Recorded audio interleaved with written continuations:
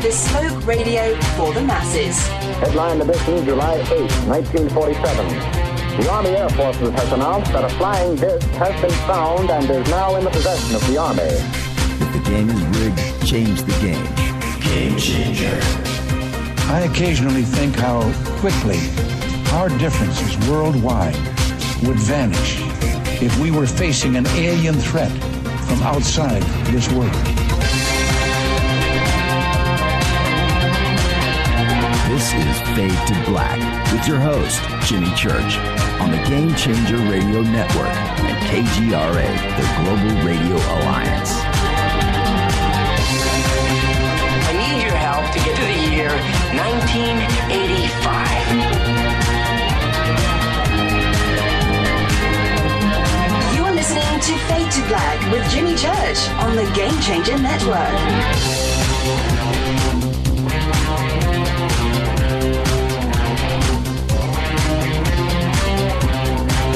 Good evening, Fade to Black, Bespoke Radio for the masses. Good evening. Today's Monday, March 20th. 79 days into the new year, just 286 days left. We are live from a bunker somewhere in downtown Burbank, California.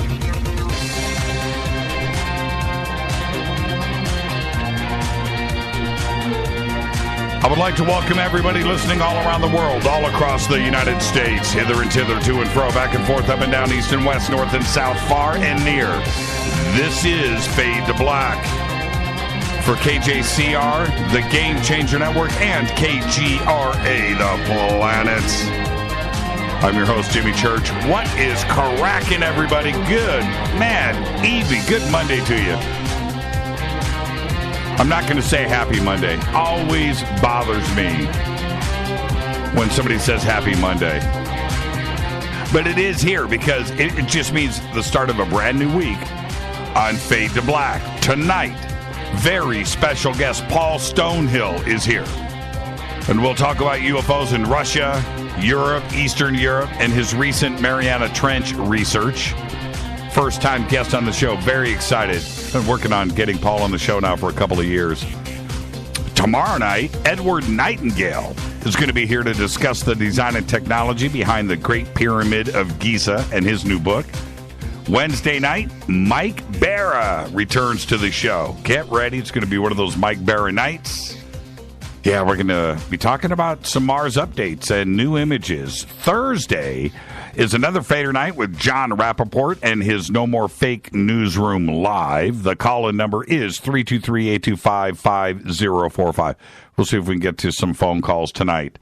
Twitter, at JChurchRadio. That's what you want to do. Follow me right now on Twitter, at JChurchRadio. Facebook, YouTube, everything is Fade to Black, Jimmy Church Radio. It's easy enough to do. Follow, like, and subscribe. Just go over to the website. The Sandbox, where we hang out all night long on Twitter, is hashtag F2B. If you don't already, the tweets are coming in, and I didn't silence my phone, and I should be shot. All right. Hashtag F2B on Twitter. We use TweetDeck here, so if you don't have TweetDeck, go and get it. Just go to Twitter, download TweetDeck, and get it going. Any questions or comments during the show tonight or any other night is hashtag F2BQ. You're watching me right now in the bunker cam. Great. The membership area. Cool. You can see I've got Twitter here. I've got texting over here. I've got the chat room here. I didn't open up the chat room yet, so we'll do that right now. Boom. Chat room is open. Good evening to everybody. And now you can email throughout the show, too. Jimmy at jimmychurchradio.com. Very safe and simple, easy enough to do. Just got to make it good, and that way it will make its way in here to me. I get bogged down with a lot of email all day long, and so just make it good, and I'll read it. Okay? All right. Subscribe to our podcast. We have over 600 archive shows. Now, we have two different ways to do things. One, we have our podcast, which has custom apps, Apple, Android. Just go to the Google Store, go to the Apple Store, and iTunes, and you can download the apps from there, right? Just search Fade to Black, and it'll pop up. You'll see our logo right there. That is just $2 a month. That's it, $2 a month, right? You get it. It's updated every single day. Just go to jimmychurchradio.com, click on the banners. Or you can go to our membership area, which is separate from the podcast. Go over to the website, click on memberships. It's right there. There's 4 memberships that you can do. You can go from free to full-on yearly with hats and T-shirts and all that kind of stuff. So everything is there. Go to the membership area. Even if you become a Fade or Not, free, easy, just boom, done, register. You get the bunker cam on Thursday nights. How cool is that? Free, right? Just for becoming a Fade or Not and registering. It's that simple. Or you can just go full tilt boogie. Everything is over there. Commercial free. That's the thing. Downloadable. Over on our podcast, nothing is downloadable, and you've got commercials, right? That's it. But it's only $2 a month. What do you want? You know, we would do it for free. We just can't. Or you can go over and get full-on downloadable audio files, edited. Everything is beautiful and lovely, and we have everything over in the membership area for you. Okay, it's that simple. It's all easy. And while you're there, over at the website, check out all of our sponsors. Life Change Tea, getthetea.com, River Moon Coffee, makers of the Fade to Black blend, best coffee in the world. I'm drinking it right here in the studio as we speak. And, of course, Studio Dome speakers. This month, one of our sponsors for the show, of course, is Tascam. This month, if you go to the membership area, subscribe for a year, name goes in a hat, we're giving away next week a Tascam DM100 Mark III digital recorder. Next month, if you subscribe, right, in the membership area for a year, either program, doesn't matter. It does not matter. Your name's going to go in the hat for a Studio Dome stereo, wireless, Bluetooth, hi-fi stereo system. 2 SB-B2 speakers, hard shell case, power cables, everything that you need is right there. Take a hi-fi stereo system wherever you want to go, and you will have your Van Halen on the road.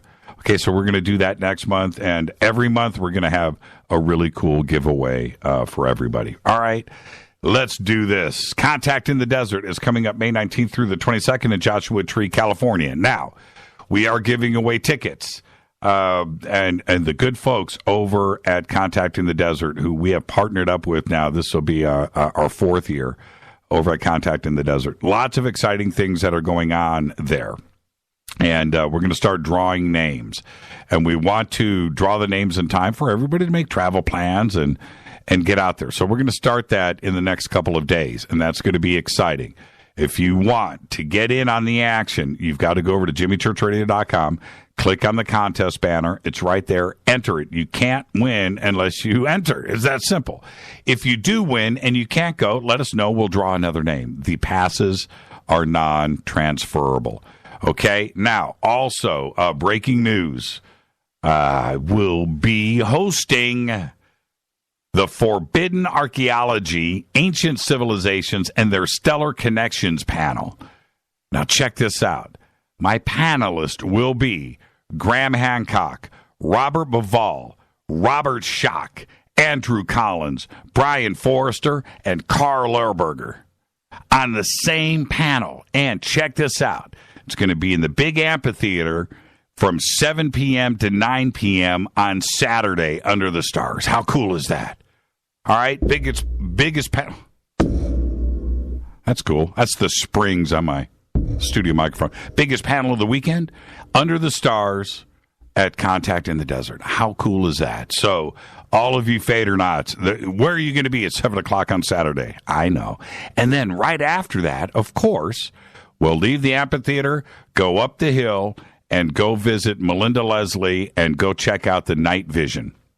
And maybe we'll have a repeat performance from last year at Contact in the Desert. And then it's off to a secret location for the big Fader party. Invitation only. And that's our Saturday. How cool is that? Man, it's going to be great. So looking forward to it. So go enter the contest. All of the information that you need for Contact in the Desert, that is lodging, hotels, food, everything that you need, tickets, packages, the workshops. Just go and click on the Contact in the Desert panel over at jimmychurchradio.com.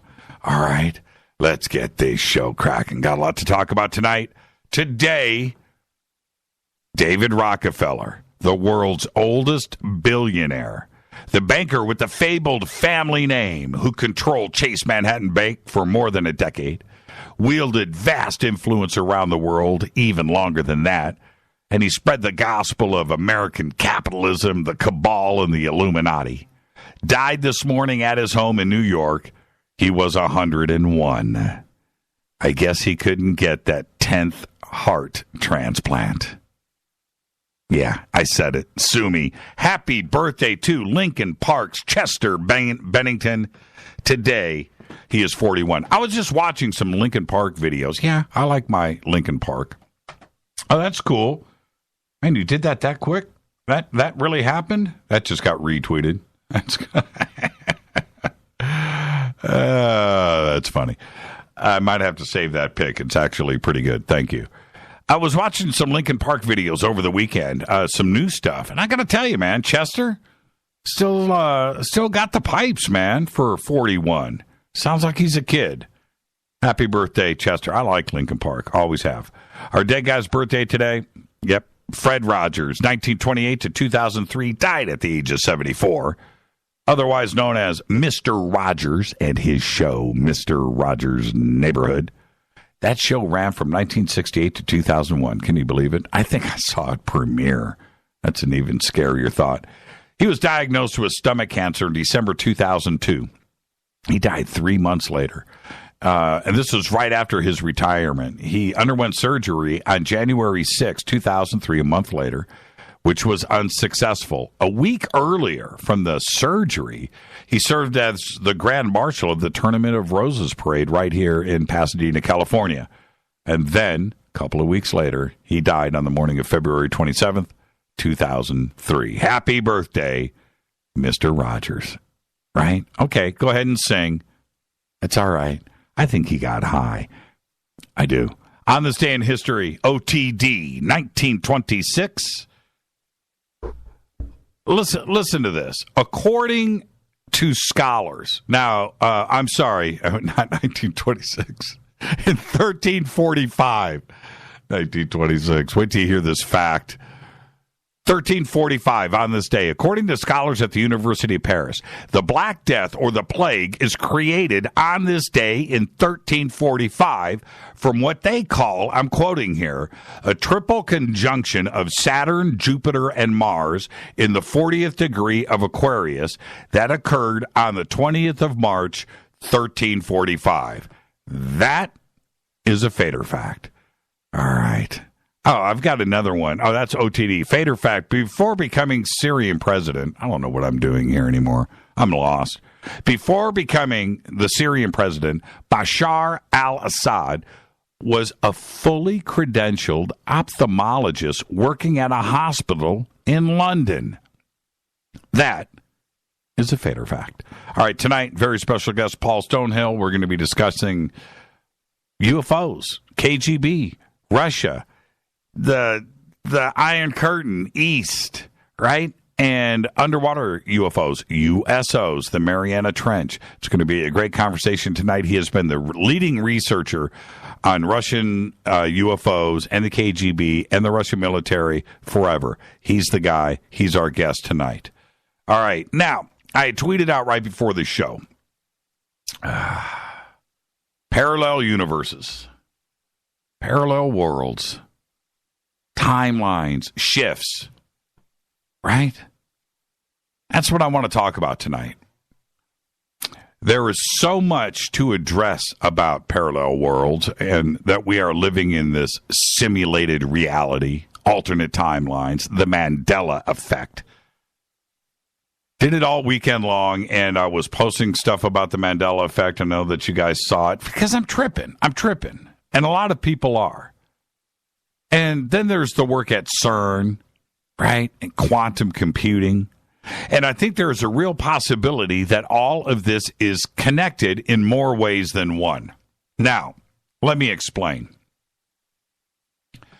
Right now, in the now, there are millions of people around the world that are now questioning their own memories. And that includes you.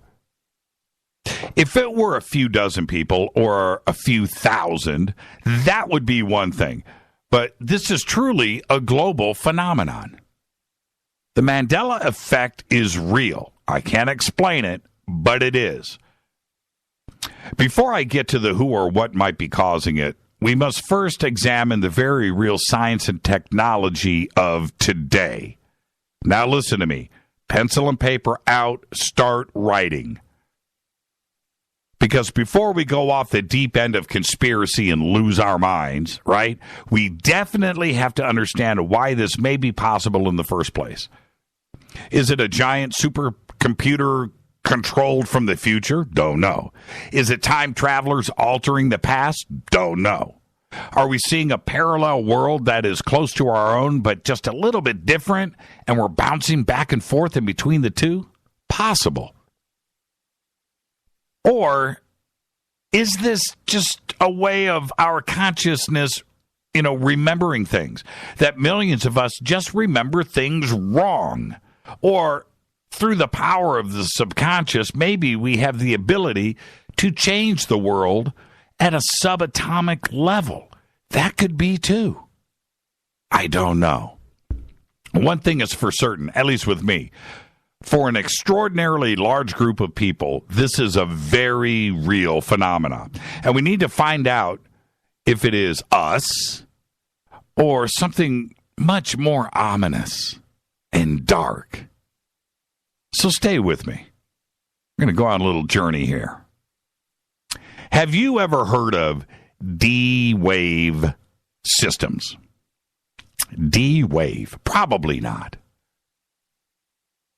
D-Wave Systems, Inc. is the leader in quantum computing systems, software, and last week, on March 13th, announced that Google, NASA, and the University Space Research Association, the USSR, have elected to upgrade their D-Wave 2X quantum computer to the new D-Wave 2000Q system, so that quantum computing can be applied to artificial intelligence, machine learning, and difficult optimization problems. Now, that's the press release, and I'm going to come back to this in just a bit. But follow me, because before I continue, I'm going to tell you about quantum computers and why people out there care so much about them, and why this is directly, right now, applying in a very serious way to the Mandela effect and timelines. Parallel worlds. There are literally tens of thousands of the brightest people in the world today who are trying to build these machines and understand them. Make no mistake about it, and I'm going to tell you why.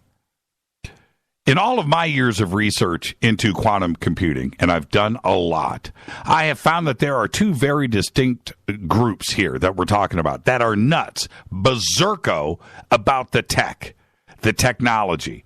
The first being those who are fully into the physics of the systems. Listen to me. David Deutsch, physicist at the University of Oxford, said at a TED Talk back in 2005, and I'm quoting directly from David, he said, "Quantum computation will be the first technology that allows useful tasks to be performed in collaborations between parallel universes." End quote. That was in 2005. There is a very clear prediction that our most successful theory of nature makes.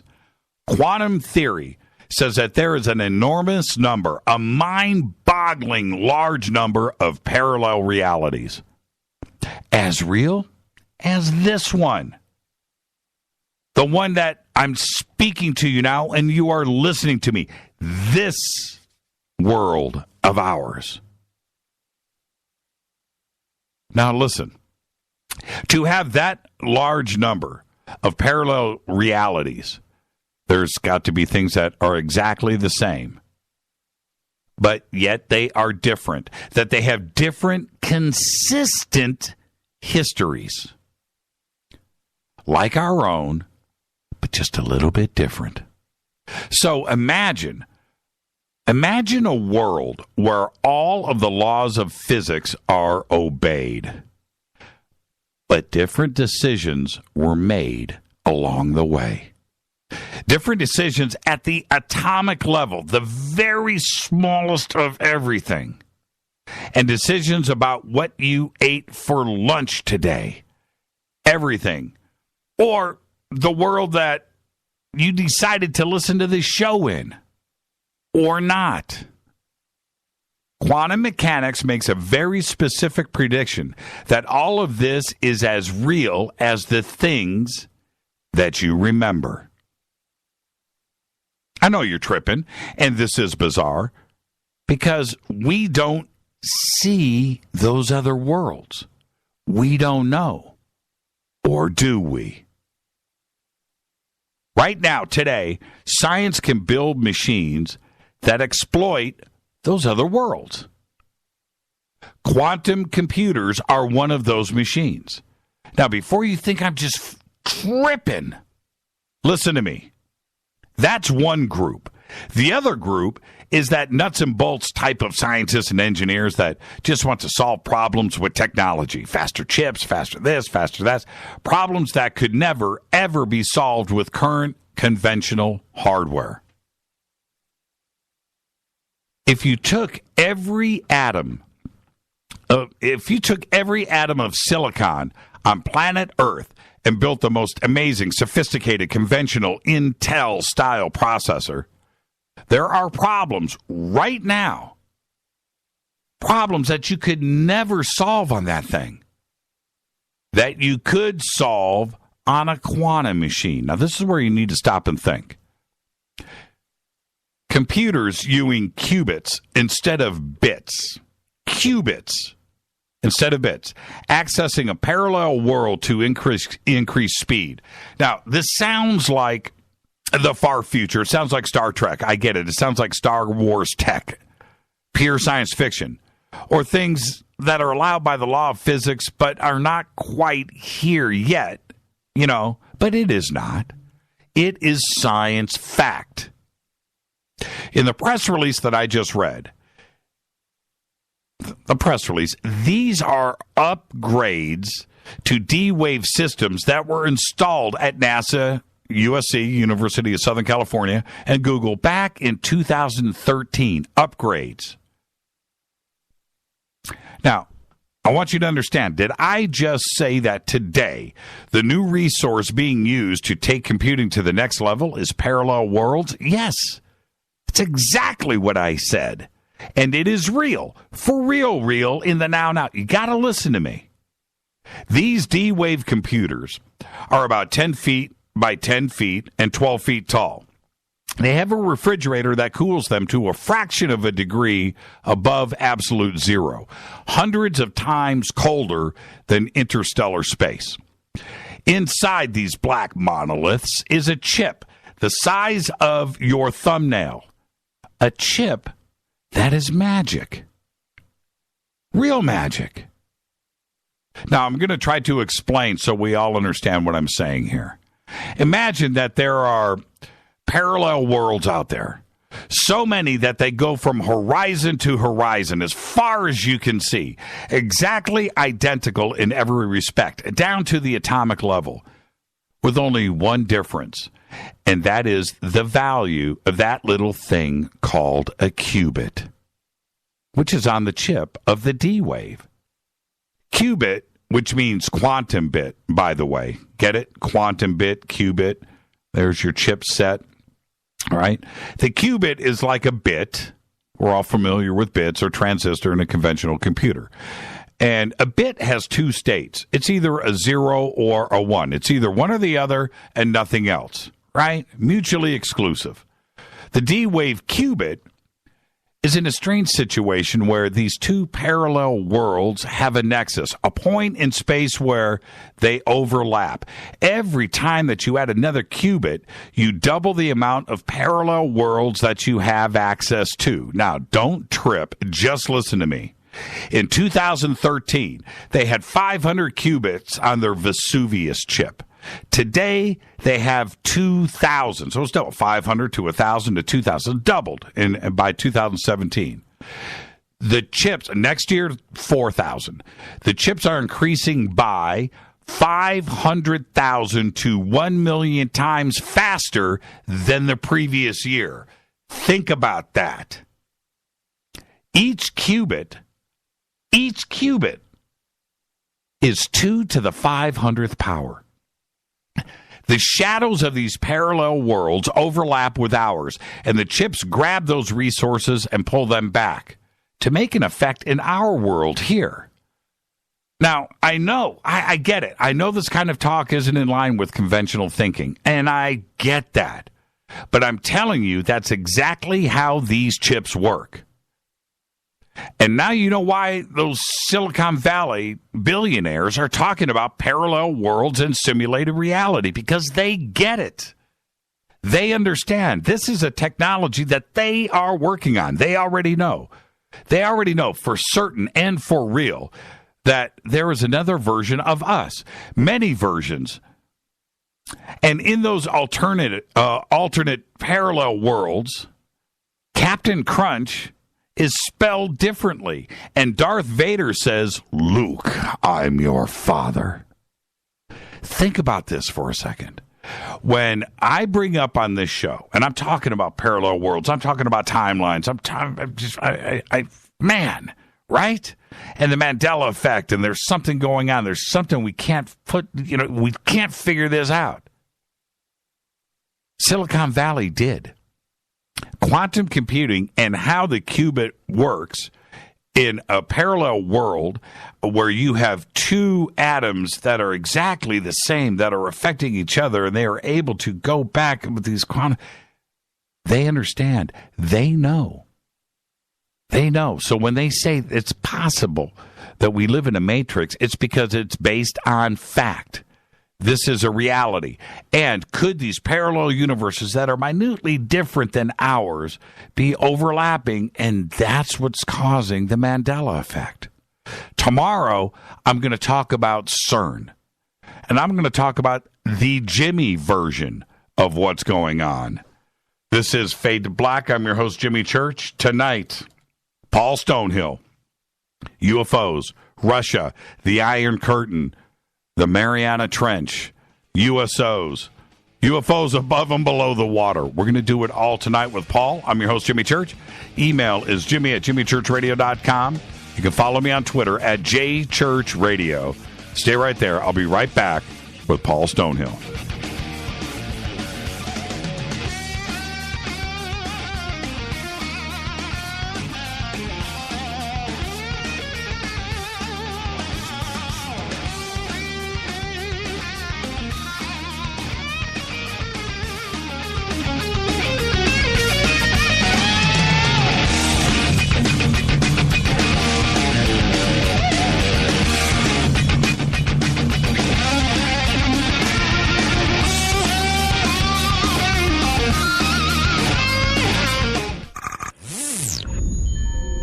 You're listening to Jimmy Church, Fade to Black.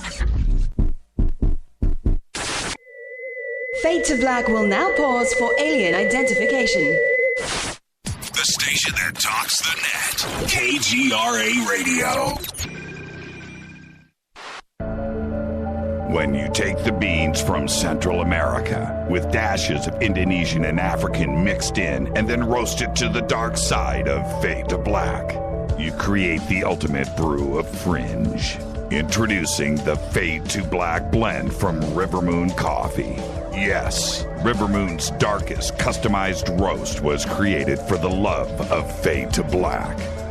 The alchemy of masterful roasting and smoking the beans is in every sip of this full-bodied dark Java. I need my coffee dark, deep, with distinct bittersweet chocolate highlights, just like the bunker. Leaning further into the darkness of the roast is Fade to Black blend from River Moon Coffee. Just click on the banner at jimmychurchradio.com and use the promo code F2BBLEND for 15% off of your order today. Go Beckley Teppy. Hi, folks. Let's wind the clocks back 60 years. Food was different. Food provided health and nutrition, and using supplements was minimal. Unfortunately, now we have chemicals, GMOs, herbicides, and pesticides that can be quite lethal in the name of our food supply. And, of course, the ever-loving dollar. Supplementing our diets can be very important to stay healthy. Cleansing from daily intruders to the body might be critical. Live strong and take charge. Log on to getthetea.com. Our herbal tea is a great way to cleanse from intruders. Our supplements is a great way to maintain and improve your health. When your health is not up to par, go to getthetea.com. No GMOs, no fillers, and organic. And very helpful in keeping you at the top of your game. Life is too short to feel, you know what I mean. Stay in the game, at the top of your game with getthetea.com. That's getthetea.com. Again, getthetea.com. 9 out of 10 geneticists agree. Fade to Black is not your father's radio show on the Game Changer Radio Network and KGRA. The Planet. Hi, this is Chase Kletzky with Fate Magazine Radio, and you're listening to Jimmy Church and Fade to Black on the Game Changer Network and the KGRA digital broadcast station, where the Fate or Nots rock.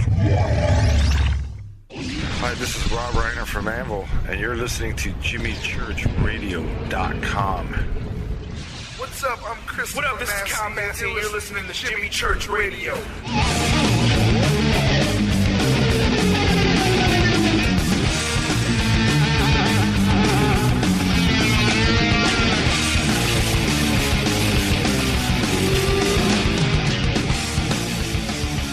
All right, welcome back. Fade to Black. I'm your host, Jimmy Church. Follow me on Twitter right now at JChurchRadio. That's what you want to do. Very simple. Email is jimmy@jimmychurchradio.com. Tonight, our guest, Paul Stonehill. He was born in Kiev, USSR, in 1959 and emigrated to the United States in 1972. In his youth, Paul helped smuggle people out from behind the Iron Curtain, aided dissidents, and smuggled banned literature into the USSR. He graduated from California State University with a BA in political science and wrote a thesis on Soviet invasion of Afghanistan. Paul has worked as a journalist covering warfare as well as freelancing on stories about UFO and anomalous phenomena. And in October 1993, OMNI Magazine featured a story about Paul's work and the Russian Ufology Research Center, which he created back in 1991. The topics of his published writing includes Soviet and Russian military research of paranormal phenomena, underwater unidentified phenomena, mysteries of the Soviet space program, mysteries of ancient history, time travel experiments in Russia, ghost trains of Eurasia, Soviet mind control programs, and UFO phenomena in Russia, Ukraine, and the Baltics. Tonight, we're going to discuss the ancient astronauts of Eurasia, the Russian space program and UFOs, and the Russian military research of UFOs and USOs from the secret files of the Soviet Union and Russia, as well as his latest research into the Mariana Trench. And I would like to welcome for the first time on Fade to Black, Mr. Paul Stonehill. Paul, good evening. Good evening. Thank you for inviting me. Paul, it took 3 years to get you on the show. I don't know why it took so long. You're always out there working, but I'm going to say this: it's an honor, and it's going to be a great conversation tonight. Welcome to the program. But you get the first-time guest disclaimer tonight, which is this: Paul, it's just you and I sitting on my couch having a conversation as friends. Where we start, we start. Where we end, but we're going to end as friends. There you go. That's the disclaimer. No pressure. Are you ready? Yes, thank you. Okay, Paul. I want to say the mystery of, the Soviet Union, certainly before 1991, here in the United States, we didn't understand a lot of what was going on there. And for obvious reasons, it was a closed society. Take me back a little bit to what it was like when you were there, having a closed-off media, you not knowing a whole lot about what's going on with the West, and what record albums were you listening to from America? You got to tell me, were you smuggling albums into the country? No. I could not do that because otherwise I would spend my youth in the Siberian, labor camps. Because you could get 15 years for distribution of unauthorized music.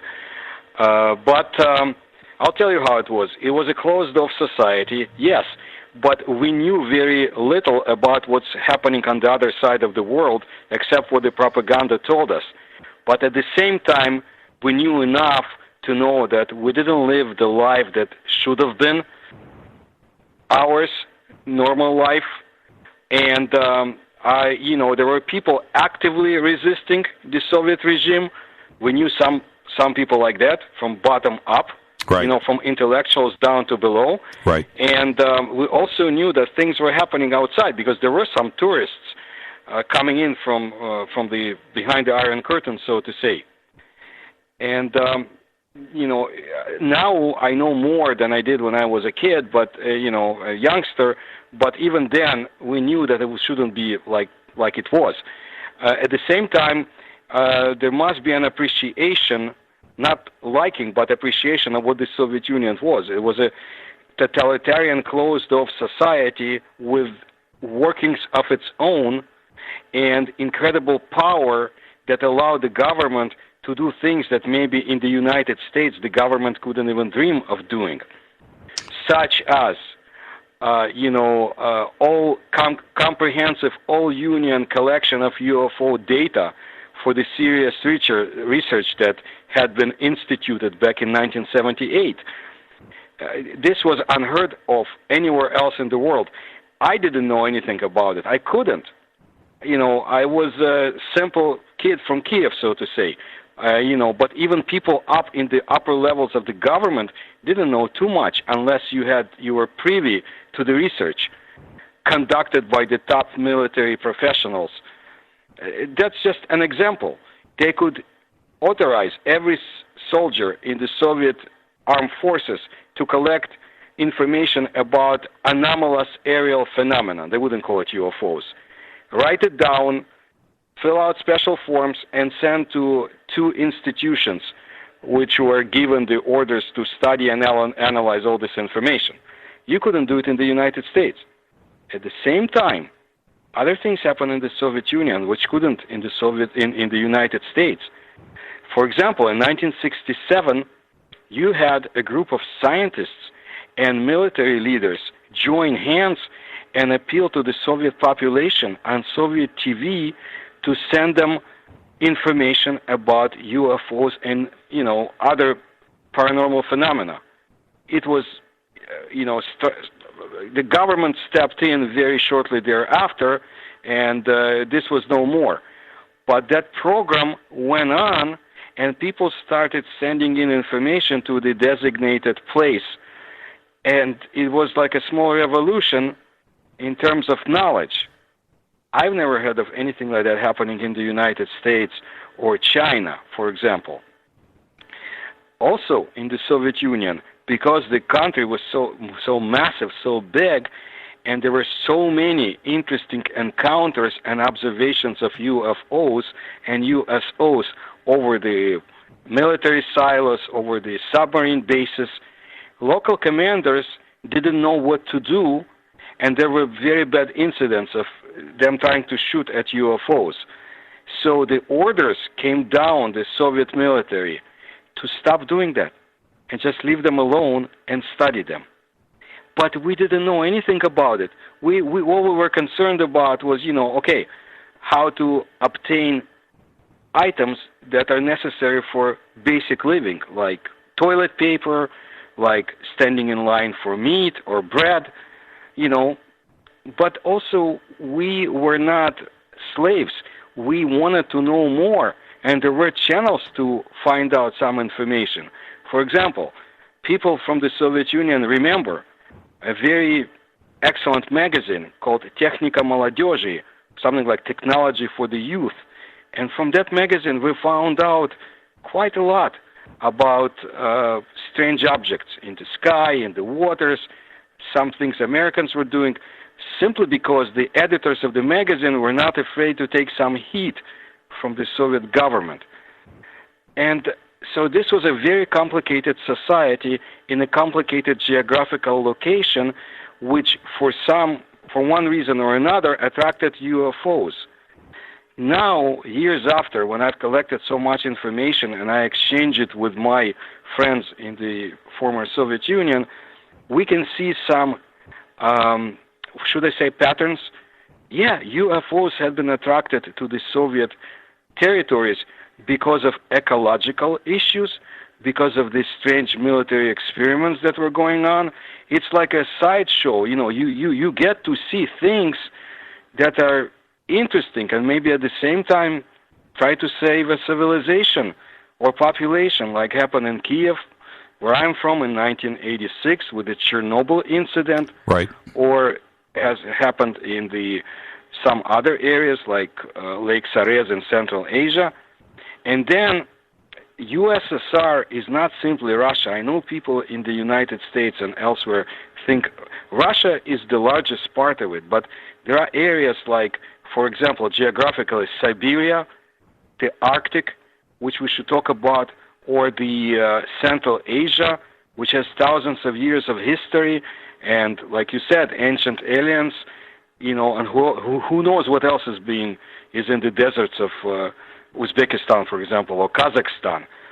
And then you have the Far East and the areas around the Sea of Okhotsk, the Far Eastern seas, not far from China. Right. And the Chinese know, and the Japanese, what's going on, and some of them are trying to hold on to the territories they had before, because something is inside those islands. For example, the Kuril Islands that Japan lost after World War II, that attracts Russian military to the islands. Again, it's their territory, but they neglected it. Not anymore. And the Japanese know it. Plus, you have China next door. I'm not even talking about North Korea. I'm talking about serious players. China is next door, and the South Sea. All of this is complicated and interesting, and Russia is rebuilding its military might, but the question is it rebuilding because of the United States' perceived threat or something else? And I want to call your listeners' attention to, not so long ago, there were military war games, U.S. and China together, Russia and China together. Who are they preparing to fight? Right. It's Look at the Arctic Ocean. Right. It's not Taiwan. Well, they're not preparing for Taiwan. Right. Yeah. You know what I mean? I want to ask you this, Paul. The openness for the Russian people and the military for all things fringe is almost the opposite of the United States, if not the rest of the world, when it comes to the paranormal worlds, time travel, telekinesis, mind control, ESP, remote viewing, UFOs, the existence of ET. All of this is open and researched there, and it's the opposite of the way that we look at it in the West. Why do you think that is? Well, it's a little bit more complicated than what you said right now. What happened was this. In the 1980s, mid-1980s, after Gorbachev came to power, we had the policy of glasnost, openness, this, and it was great. All of a sudden, we found out not only about the crimes of the Soviet Union government, but we found out about these strange things in the sky, and the information started flowing out. 1989, you could say UFO after 1989, NLO. Before that, you couldn't. Right. That wasn't liked. Now, I remember all of this time because, information came out. Marina Popovich was here in L.A. I met her. We talked about Phobos and exchanged a lot of information. And this was an exciting time, 1991, 1992. Right. And then it all somewhat stopped in 1993. And I don't want to say it stopped because Russia was in great economical difficulties. My suspicion now is that they were asked to stop releasing all this information. This is my conclusion. And also, at the same time, later Russia went through difficulties, but then the interest in UFOs kind of, went down. People became interested in other things. Tabloids came about. And it wasn't as exciting as back in 1960s when you couldn't hear anything, but you still had some underground lectures about it. The samizdat, self-printing information, those unauthorized lectures. And you have a lot of information today, but unfortunately they get a lot of feedback from the West, from tabloids. And there are only a few very persistent researchers in the former Soviet Union today, but they still do a lot of research. They still find out some information, but the best was released, I would say, from 1989, definitely 1991 through 1993, 1994. What's interesting to me, Jimmy? Yes. I want to tell you something. While the Soviet Union was still its own civilization, so to say, the communists were in power, they had interesting military programs to study, and Navy, to study UFOs and USOs, which were shut down. Well, officially the Navy program was shut down in about 1985. And we'll talk about interesting incident later, from 1985 later. And then you have perestroika coming in, and Gorbachev, and all the excitement, and knowledge slowly coming in, and then it just shut down. And I remember in 1993 we were trying to find out if there were any Roswell-related documents in the Russian Ministry of Defense. Yep. And they told researchers, Dr. Haynes and others, they said, we do not have it. They don't say we didn't have it, because we are sure they did. They say we do not have it now. So what happened? Did they release it to the United States? Did they make it secret? So in my opinion, there is another form of secrecy right now, but it's joint action with other nations. The recent, I'll never forget this, last year, 2 years ago, my brother-in-law grabs me out over at his house, and here in the valley, he goes, Jimmy, you've got to see this. Medvedev just said on Russian TV, right, that he's got a suitcase with UFO secrets. I said, what? And I went in and I saw the famous video, right? And he's on a news program. Mm-hmm. He thinks the cameras are off. He turns to the anchor of the news and says something to the effect of, says it in Russian, that, yes, we've got the UFO files and it's in a briefcase and we get it as soon as we come to power. What did you think? It's a famous video. Anybody can go and watch it.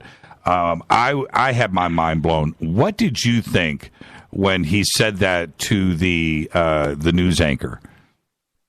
Well, listen, they know when the cameras are on or not. We're not talking about Obama. We're talking about Medvedev, the leader. Mm-hmm. Russians know everything that's going on. And whatever they do, they saw in the Russian government, they calculate steps, 5,000 times before. Right. Either he wanted to let somebody in the West know that, guys, I'm making a joke right now. But you know what? If we need to, we'll release what we need to release, or we'll show information we have. Or he was really in a very good humor. Because I've spoken to Russian researchers immediately after that and so forth. And they know it's a very wry Russian humor. If we take it innocently, or he was trying to say something that he wanted to send a signal, as they usually do, to people in the West, those who need to know, saying, okay, you know what, if something comes up, we have this information to release. That's my conclusion. He wasn't taken, it wasn't a chance. Everything is choreographed. They know what's going on. That blew up on Russian TV, as you know. I mean, that was a big deal. And I've always considered Dmitry a lot like Putin, too. I mean, to be a very serious guy. So you're suggesting that he knew the microphones and the cameras were still running? Yes. That's very interesting. Yes, I have no doubts. Kremlin is, they calculate steps ahead. And, if you start looking from a side, you see a lot of interesting developments happening since then. To me, what's very interesting is the build-up in the Arctic areas, definitely. And, of course, the Russian submarine fleet is being rebuilt, and they're sparing no money for it.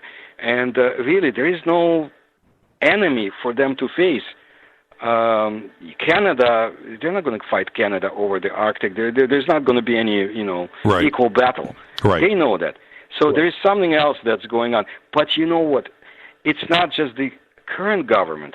I want to always stress that back from Stalin's time, they were in heat to build up military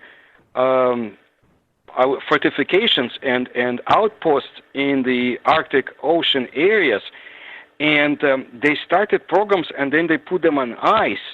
But these programs never went away, so all they need to do is go, put some money into it, no matter how difficult it is, and revive. It's like they were waiting for something in the Arctic areas and are coming back. But they were not the only ones. From my research, and I will continue more about the Arctic and some other areas in the Russian north, Nazis were very active in that area. When they were friends with the Soviet Union before 1941, they had sent their ships and made outposts in the Soviet Arctic, and during the war, they were some very active. They had their own special forces in the area, and now sometimes local Russians find some, remnants of Nazis, but not everything has been studied. We know that there are underground bases in the area. It's just getting to them. It's just another enigma. Yeah, totally. And you mentioned Roswell. Before we move on, and we're going to hit a break here in a second, but you mentioned Roswell. Does Russia have their own version of Roswell? Have they recovered a craft and have backward engineered that technology for them to take advantage of? Two instances. The well-known case that Philip Mantle and I worked on is the Dalnegorsk, 1986. Again, 1986. I bring you always, attention to the 1980s. And by the way, those who do not have time to listen to see everything I say, look at my YouTube channel, because I bring up a lot of that information and dates in my videos. But 1986, Dalnegorsk was a very interesting case because something crashed and tried to leave the area and crashed again, burned up. Incredible fragments of high-tech technologies we should not have on present-day Earth, and metals. It was recovered. Okay? Some people say no. We've had this technology in the Soviet Union since mid-1970s. Most people say no. We cannot create metals that disappear and appear and other stuff in our laboratories. Right. The Soviet government was very shy and quiet. If it was a NATO satellite that crashed, they would have been screaming their lungs out. Right. Nothing. Right. Silence. And 1 year later, a whole fleet of UFOs come to the area of the Dalnegorsk and nearby settlements, in itself forbidden territory. Okay, because next to China, plus strategic military plants, factories, and so forth. And 1987, and other cases of UFOs coming to the area. Okay. That's one case. You ask me about re-engineering.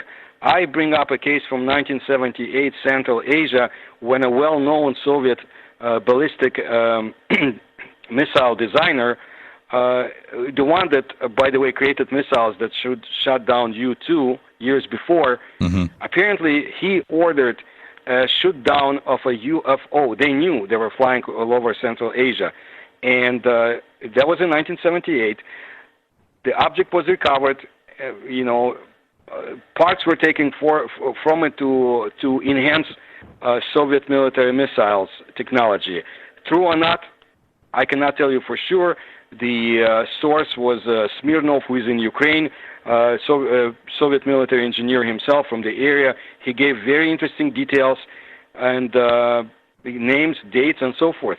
This was the only case that I would consider to be credible. Because there are, like everywhere else, you have a lot of hoaxes, and people saying, "Oh, we recovered, dwarf creatures, this and that."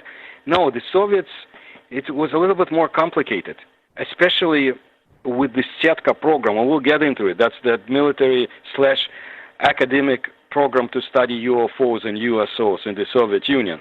They've collected something got caught in that net. Setka means net in Russian. Right. And so those are the two cases. Sometimes you hear about a Russian Area 51, one of the Kapustin Yar space ports, a testing range. You know what? I know that Russian ufologists and researchers, such as Chernobrov, went to the area, studied everything, didn't find anything. So either they're hiding something 10 kilometers down, underground, or most likely it's just a hoax. But those are the two cases I know about that I told you. And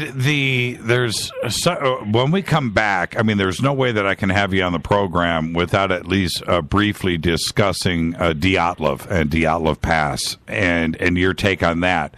But what's interesting here about Dyatlov, and we'll discuss that after the break, but the Ural Mountains in general, right? You have the Black Pyramid that is there. Sure. We have ancient history, lost civilizations that go back tens of thousands of years in that area. Do you think that there is a direct connection with that part of lost history and contact with ancient aliens and what is currently going on in Russia today? Yeah, my research of Zolotaya Baba, or the Golden Woman, a robotic-like creature that goes back, I would say, thousands of years, legends. People knew about this creature back in Western Europe a little bit. The Vikings knew about it, but most important, the Siberian connection and the others. And I'll tell you where the lair of that creature is in connection to the Dyatlov Pass. Yeah, let's talk about that. You know what's funny? My wife has told me when she was growing up, there would always be the tales that they would tell the kids about her. Right? It's part of Russian culture, isn't it? Well, we a lot of mythical creatures. Baba Yaga. I think you mean Baba Yaga. Yes. Which was I'm not laughing. I'm not laughing either. I did. No.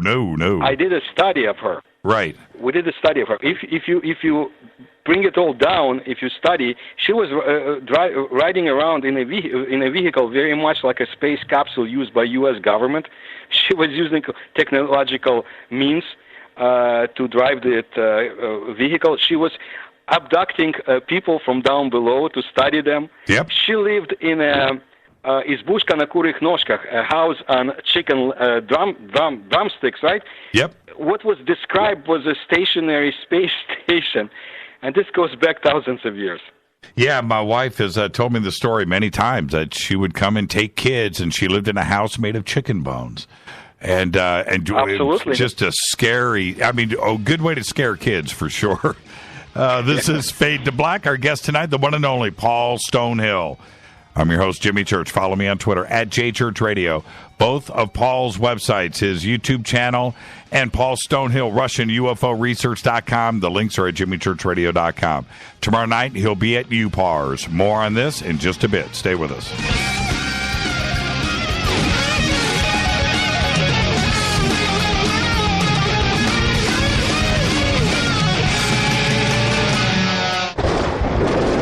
This is Fade to Black with Jimmy Church on the Game Changer Radio Network and KGRA, the Global Radio Alliance.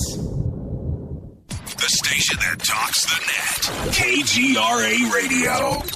Hello, I'm Kat Deely, and you're listening to my main man, Jimmy Church, on jimmychurchradio.com.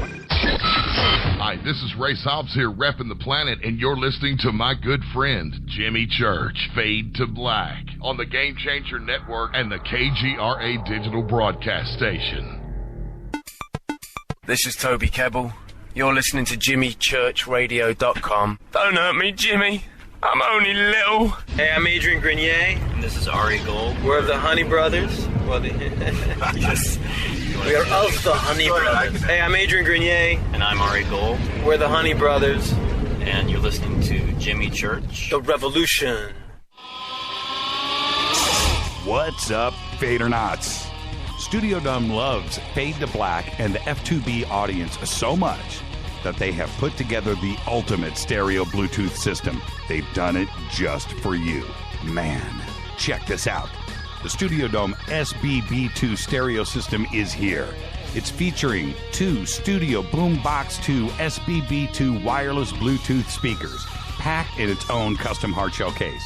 This Studio Dome system features the very latest in stereo Bluetooth technology. The 2 full-range boomboxes are in true wireless stereo. You've got to hear this. It's amazing. It's just $129, and use the promo code JCRTWS, and you'll also get free shipping. It's simple. Just go to jimmychurchradio.com, click on the Studio Dome banner. Go Beckley Tepe. Balance of Nature's fruits and veggies. I was diagnosed with congestive heart failure. I went from being able to work 14, 16 hours a day with no problem to where I could barely walk a block to the store. I went on to the phytonutrients about 6 months ago, and within a couple of months, my medical doctor had cut my prescriptions down in a little bit smaller dosage. The next time I went back a month later, I walked into the doctor's office and he says, "My gosh, what's happened to you?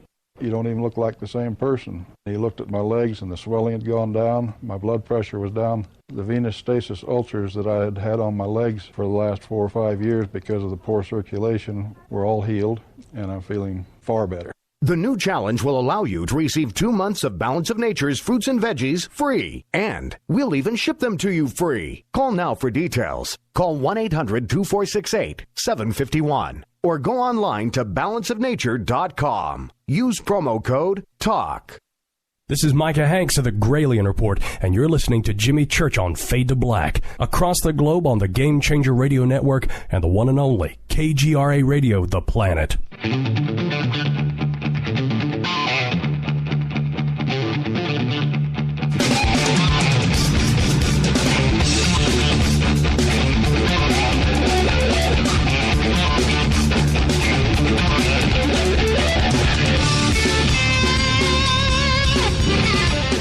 Welcome back, Fade to Black. I'm your host, Jimmy Church. Our guest tonight, Paul Stonehill.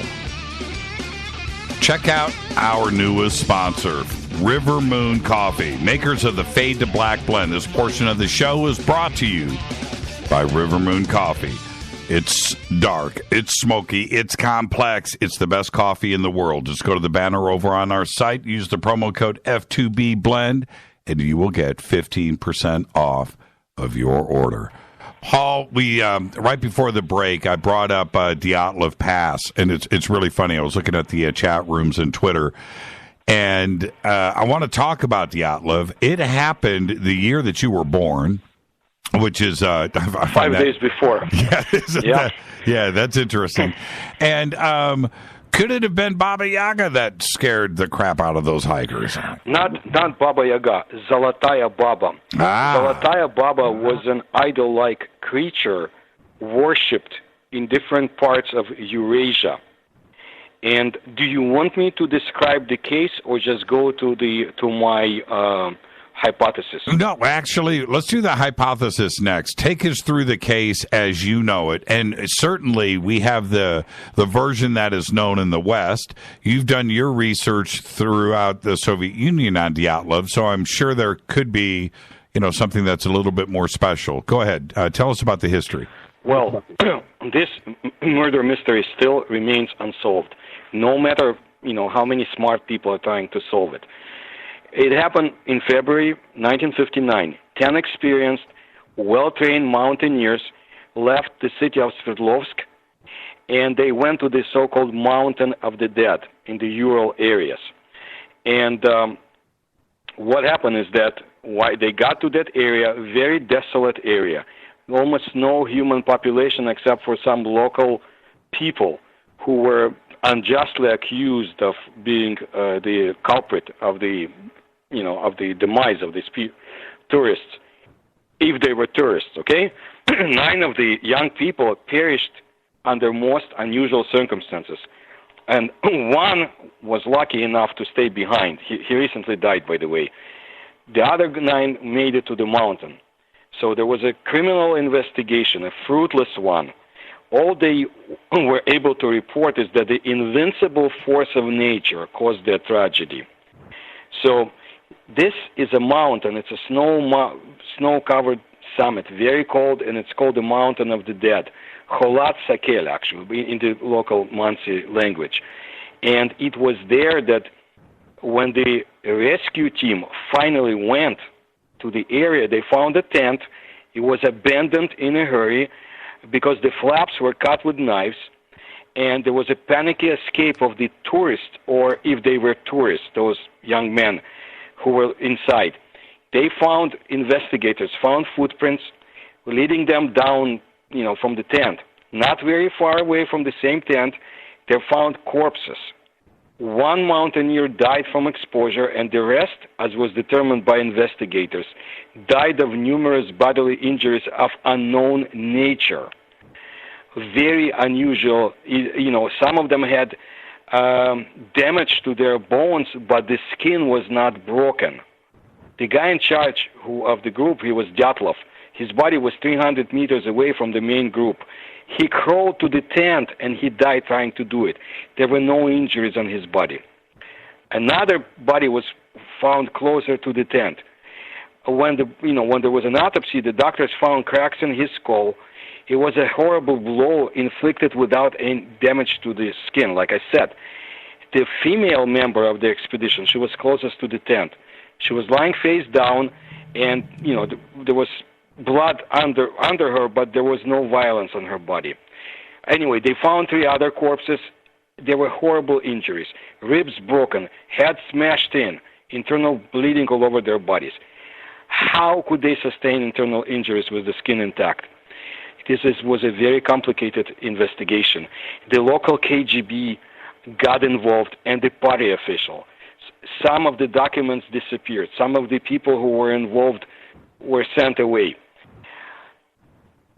So, we think that some of the people died from the exposure to the cold temperature, but we also know that something blinded those young people who died. And the theory was that what blinded them possibly was a test of the Soviet missiles. Nonsense. They were not stupid to test missiles in that desolate area. They had enough better areas in the Arctic to do so. We studied that too. What's interesting, by the way, is that when still alive, there was one of the doctors assigned to the case, and she remembers that there were 11 corpses, and where the other 2 came, no one knows. The bodies were taken to the military hospital, but one body was immediately transferred to Sverdlovsk, taken away. During the actual autopsy, a military official was present and was pointed to the doctor and forced her to leave the room. This, I don't want to go to every details, but this is what you're getting from the information collected. Right. The victims' clothes contained increased levels of radiation, and the surrounding tree branches were scorched. Okay, this character of scorching was such as to indicate that a ray of some other powerful energy inflicted it. It was a directed energy, like a ray of life, like a laser was shot on it. Mm-hmm. We don't know what that energy was. There were so many strange details with this case. And people in the northern Urals, trust me, and some other areas of Russia, they're still talking about that case. But do you know that there was another similar case not that long after that in the area? Just so I want to bring it out, because I've collected as much as I could, went through all the theories. And some people think that the Soviets were testing so-called vacuum bombs, and maybe they were killed because of what they saw they shouldn't see. But according to the doctor, the color of the bodies was no different from other corpses. So the corpses that they found on the Mountain of the Dead were just like, let's say, in some other parts of Russia. So there's a hypothesis that, like I said, missiles, but again, this was not so. So what else? There was an investigation that these guys were actually, maybe they were American agents or some people within the group And by the way, they had a very complicated history, some of the people involved in that group. And maybe the Americans were met by the KGB team, which took care of them. So there are a number of hypotheses. I will go to mine. Well, before you hold on, Paul. Before you go to yours, I had one of our relatives was here, lives in the town right next to where the incident happened in the Ural Mountains. Family raised there, going back generations. And he was here, I want to say last year, the year before. I brought him on the show. He didn't speak English, right? I had a translator. And this is what he said, both on and off the air to me. As soon as he found out I did this show, he was all in, right? I couldn't shut him up. And this is what he said. He said that the lights, that night of the incident, there were lights seen by everybody. But he also said this. He said lights in the sky. He said that they see lights in the sky there all the time, and that they know that there is something strange going on there. Everybody in the town knows that. And he said that there's a reason why it's called Mountain of the Dead. And he said that they do not go up there. Right? He said there's a relationship between the lights in the sky that goes back hundreds of years.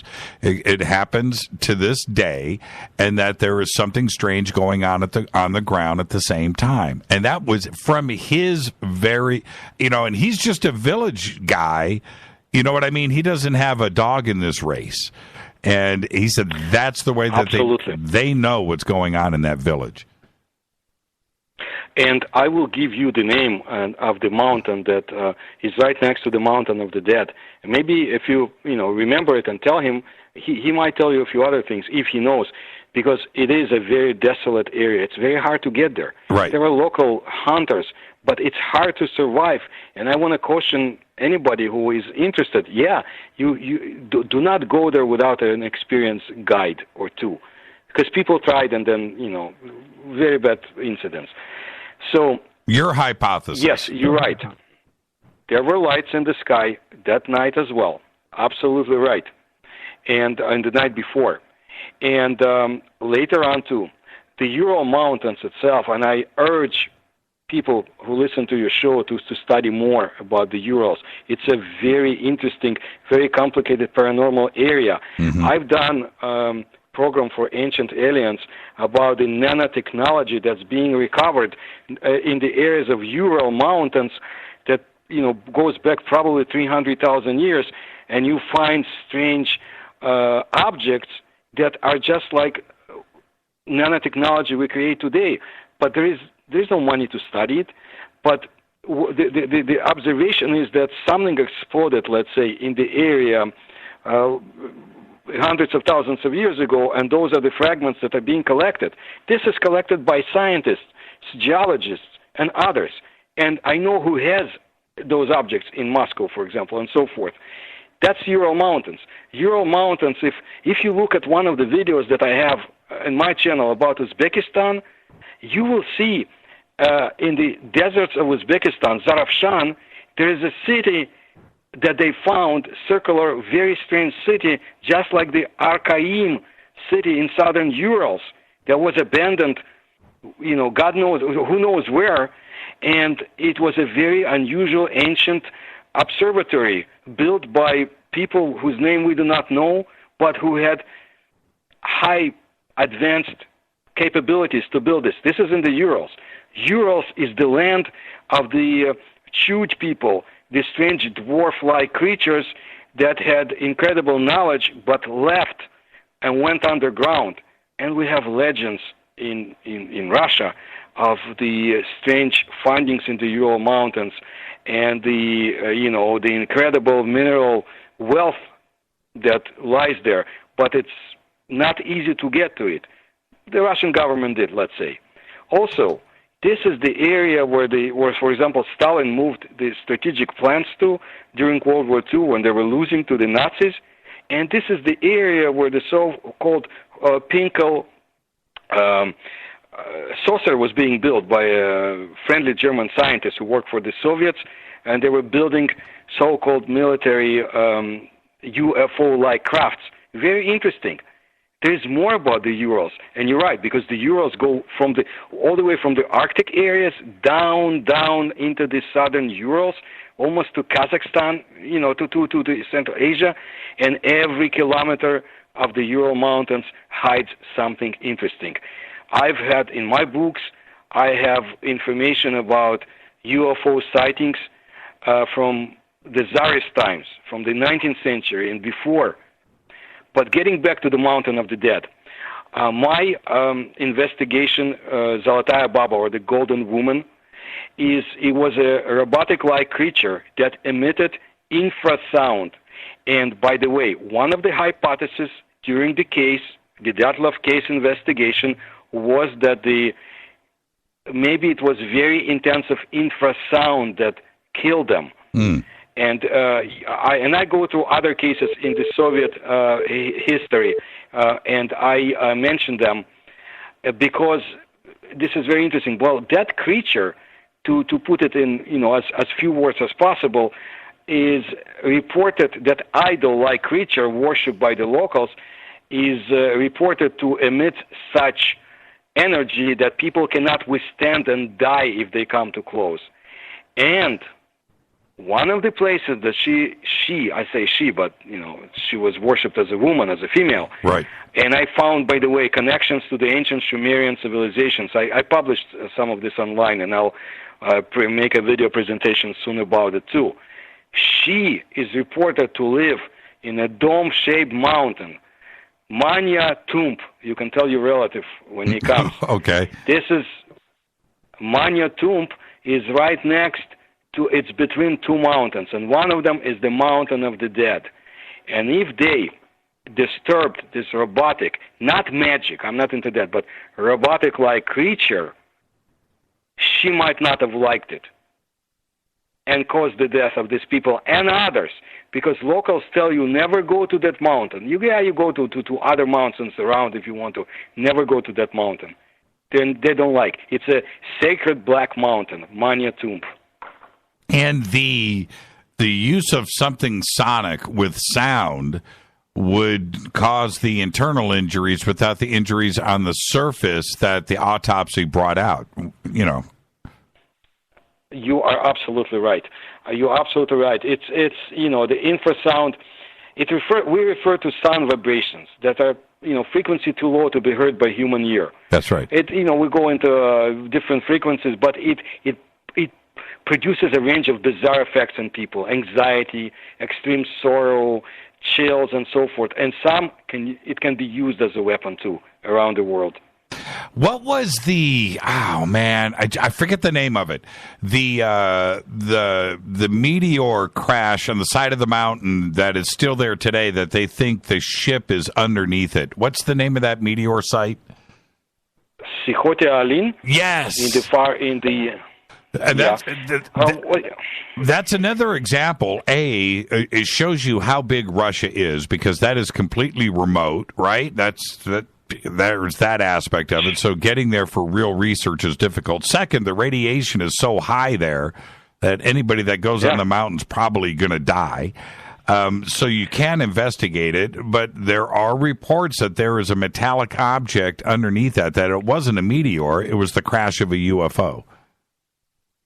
There's another place like that in the northern areas not far from the Taimyr and so forth in northern Siberia, that there is also a metallic object, and they know what it is, and it's kind of moving about. Right. And Putaran. Yeah, Putaran crater. Yeah. And that's incredible. But you know what? If we go east to Yakutia, I always love to talk about Yakutia, and I've done the Arctic. If people look at the video presentation about the UFOs over the Arctic, they'll get some information. And I want to do more, because Yakutia hides incredible secrets. And I know what happened to some of the so-called metallic cauldrons. It's like dome-shaped objects that were embedded in the permafrost thousands of years ago. Incredible legends about the worlds in the sky and laughing abysses, and you name it. People who spent some time in the past next to those embedded objects lost their hair, they had, like radiology and so forth, inflicted on them. Others, when the Soviets were redoing nature, so to say, and they built water reservoirs, some of the objects were covered. I know where they are, but it doesn't mean that I can get to it. Who's got the money, or the locals will never give you permission. But they know. Those who really study that, they know that there are ancient objects embedded in the permafrost, and the legends about invaders from the sky, local legends of the local people, Yakut people and others. You have different nationalities that live there. And I've studied as much as I could. And you know what else gets me? And we'll get to that point. Legends, they have legends going back thousands of years about iron fish that live, giant iron fish that live in the waters. And that, I love USO research, unidentified submersible objects. And that got me, because that's interesting, how they refer to something that other civilizations would, in other times, periods, like in India, for example. Yeah, I'm looking. So that's Russia for you. Yeah, I'm looking at the Petoskey crater right now, and it is huge. And you have to, we're going to post some pictures of this up on Twitter. You have to see this because it doesn't have all the characteristics of a normal meteor crater site. There is a there's a bubbling up of rubble in the middle.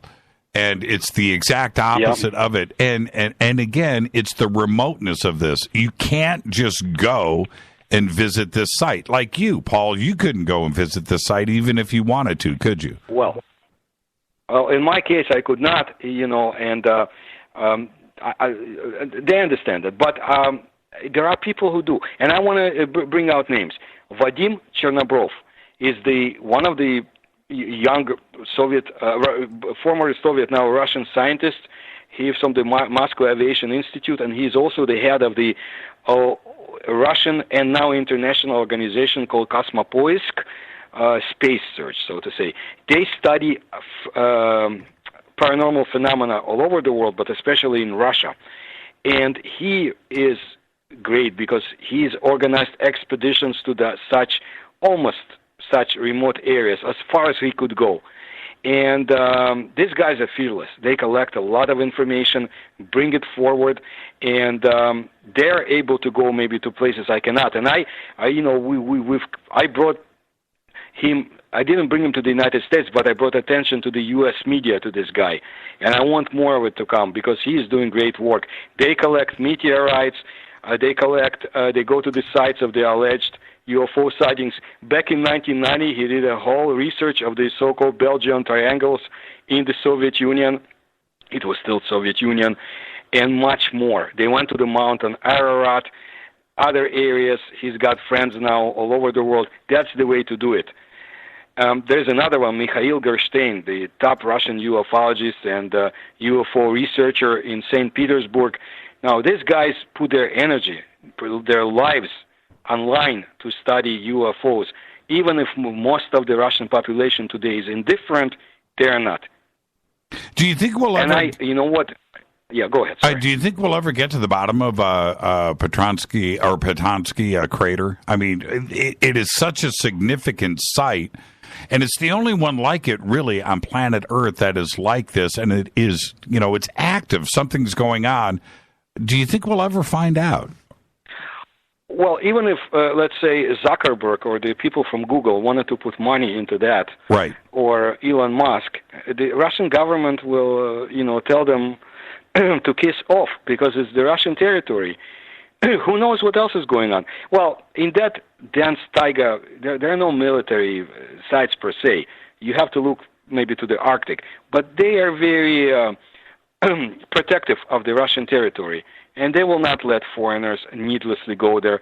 But please understand, not that far away from there, I've put this information in Russia's USO Secrets, my book about USOs.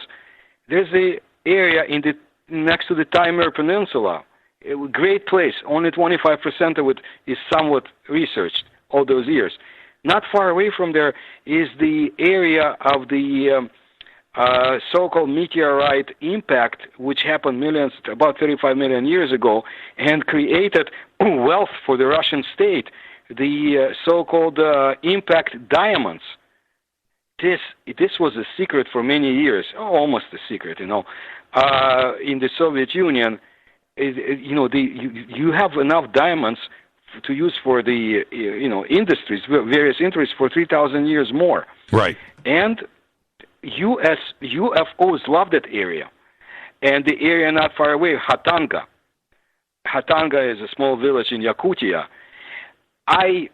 In my video, I present information for those who don't have time. We don't have time to go into it now, but how Soviet meteorological stations have documents, files about USOs that they had observed.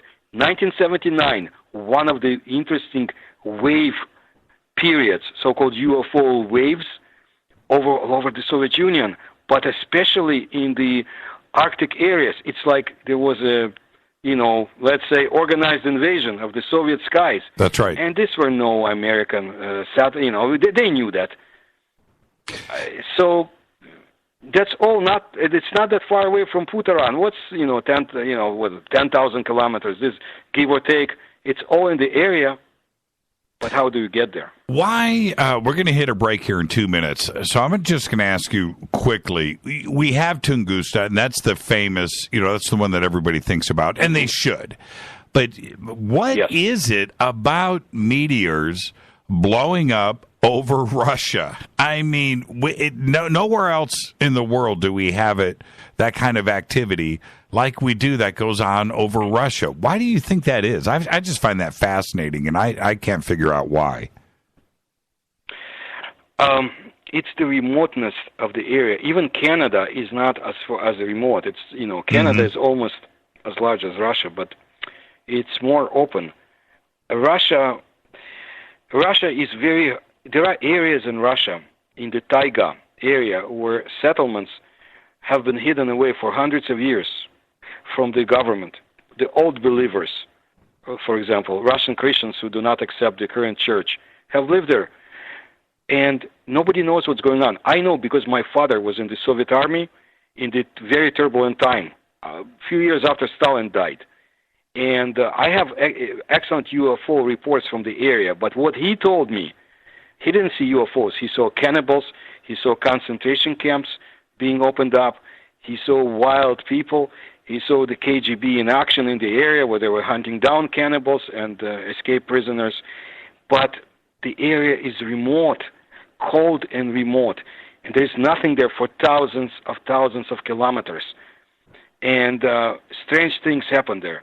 Yes, there were researchers who go there and find very unusual, like the Devil's Cemetery, not far from the Far East, or some areas in Siberia that are very hard to explain to those who haven't been there. And you start loving that land because it's because you start studying it, and the available history for hundreds of years. It's incredible what's going on there. There are secrets we can't even imagine. And from what we know today, I don't know why the UFOs have been attracted just to Russia in the prior to the Soviet Union. After the Soviet Union was created, I would say because so many experiments have been taking place that maybe an extraterrestrial or another civilization either are trying to protect us or trying to protect itself from us. Right. Wanted to study, but they had a field of research out there. Let's take a break and right they keep here. Coming. Yeah, let's take a break right here. Our guest tonight, Paul Stonehill. We're discussing not only ufology in the Soviet Union, Eastern Bloc, but he's also done some research in the Mariana Trench. We're going to talk about that, too, after the break. This is Fade to Black. I'm your host, Jimmy Church. More with Paul Stonehill right after this. Stay with us.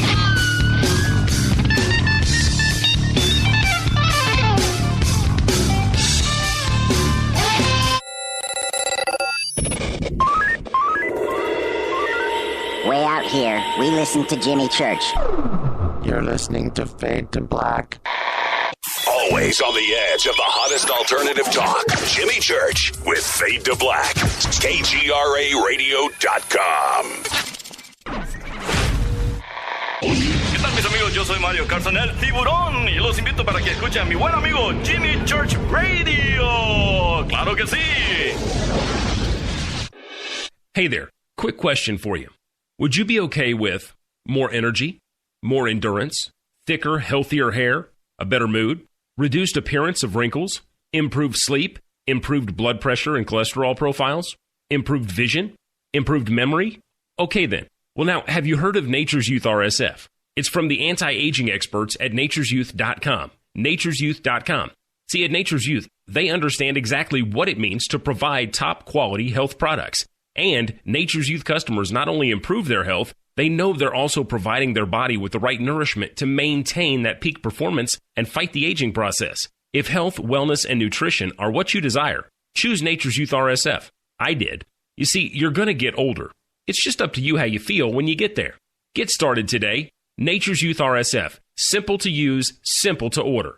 Go to nature'syouth.com. That's nature'syouth.com.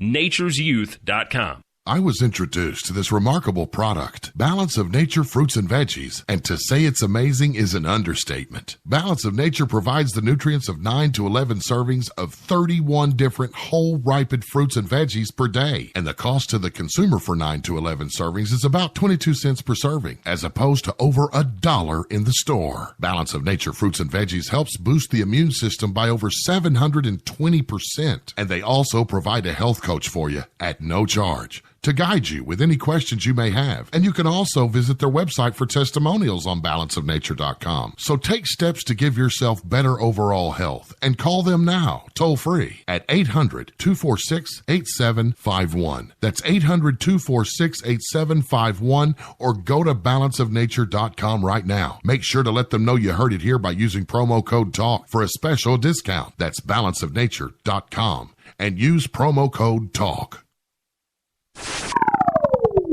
You are listening to Fade to Black with Jimmy Church on the Game Changer Network. Oi, oi, I'm Reese Evans. You're listening to Jimmy Church. This is Revolution. The revolution will not be televised. The revolution is on radio. Ciao.